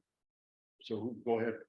I just make one comment that we make sure if it's for June, we make sure it's near the end of June, because we did have a complaint before, as last time we had something at Centerton, people complained that there was only a week's notice. Short notice. So if we made it maybe the last week of June or something like that, it would Yeah. be better. Especially Good with point. summer and holidays. And actually, the I would help put that together too, Pat, if you wanna. the Women's Institute, aren't they? Oh, theirs is in July. Well, we probably good through your committee, Mm-hmm. probably the right way to go, actually. Yep, In it's my definitely a opinion. big part of our committee. Anything else? Nope. Good. Councilor O'Neill. Canada Day coming together beautifully. Jennifer Steen this is our 30th anniversary. Should be our 32nd, but there were 2 years that it was missed. So 29th parade, but the 30th celebration, because last year there was still an event. So yeah, so I already put something out there, but we're going to pick up on that, and she's going to do a let's talk to send in pictures from the last 30 years. So Great. Mike? Are you done? yes. So one thing I forgot to bring up, you know, because I thought it was going to be on the agenda, is the 60th anniversary for Scenery Drive Restaurant. They're having on September the 25th, same day as our Canada Day parade, but they were asking if June the 25th. They were asking if they could borrow some tables and chairs. So I was thinking maybe 8 tables and 8 chairs at each table. I think they should talk to Brian. Probably Brian is the right- Well, we were contemplating about what we would need for the arena down here throughout with everything that we got. And if we could put something together for Scenery Drive, ours is 1 to 4, theirs is 3:30 to 6:30 at the Scenery Drive Restaurant. And it should be noted that you know, they're going back into the 60s prices, so dollar ice cream cones, milkshakes, hot dogs, hamburgers. They got live music, you know, they're gonna have a couple bands there, one inside, one outside on a stage. And so it should be a good event. They've been operating for 60 years in our municipality, family owned, and it's kind of been handed down to. So it's gonna be a good event, so. You know, doesn't the men's shed have some tables and stuff out there? So they might, that's why I'm saying, you know, maybe Brian is the right person. To the to talk center to. to the hall. Yeah. This did come up at the recreation meeting and they made the recommendation, so it's already, Jennifer Steen has that recommendation, so this is more an awareness thing from Councillor Ainsworth. I just kind of thought it was gonna come to council, just for a council decision to make it happen, but I don't think it, if we're okay with that, then I'll Can set I that up. ask a couple of questions? And so we're having 2 events on the same time. Is that going to affect? And who's delivering the stuff? Well, I can we can get the chairs from them anytime. Like, you know, like, I can load them in my truck or they can have a couple guys meet me there with something and. So maybe I misunderstood. So is it being used for Canada Day and then we're shipping it up there? No, we're not Or gonna split there's them up. enough to, There's for- enough. Yeah. okay. Men's shed and centered in all. Well, the men's shed Yeah. you don't want to use those tables and chairs in the shack there. Well, Well, they're the big heavy wooden one. Well, They're and they're inside infested now, with but raccoons. we and threw everything. those other But ones as out. long as you worked it all out or whatever, Yeah. and they want to come pick them up and take them or whatever, then fine. Okay, perfect. All right. I would take confirming bylaw next. Approval of the confirming bylaw number 65, 2023, being a bylaw to confirm the proceedings of the regular council session held on Tuesday, June 6, 2023. Be resolved that the bylaw number 65, 2023, being a bylaw to confirm the proceedings of the regular session of council held on Tuesday, June 6, 2023, be read and deemed passed this 6th day of June, 2023. Can I get moving in a second for that? Moved by Councillor Booth, seconded by Councillor Ainsworth. Further discussion? All in favor? Motion's carried, and a motion to adjourn be resolved. The regular council of session of council of Tuesday, June 6, 2023 be adjourned at 7:24. Mover and seconder. Moved by Councillor Ainsworth and seconded by Deputy Mayor Stover. All in favor? Carried. Thank you, everyone. A long meeting, but a lot accomplished. So thank you very much. And have a nice evening.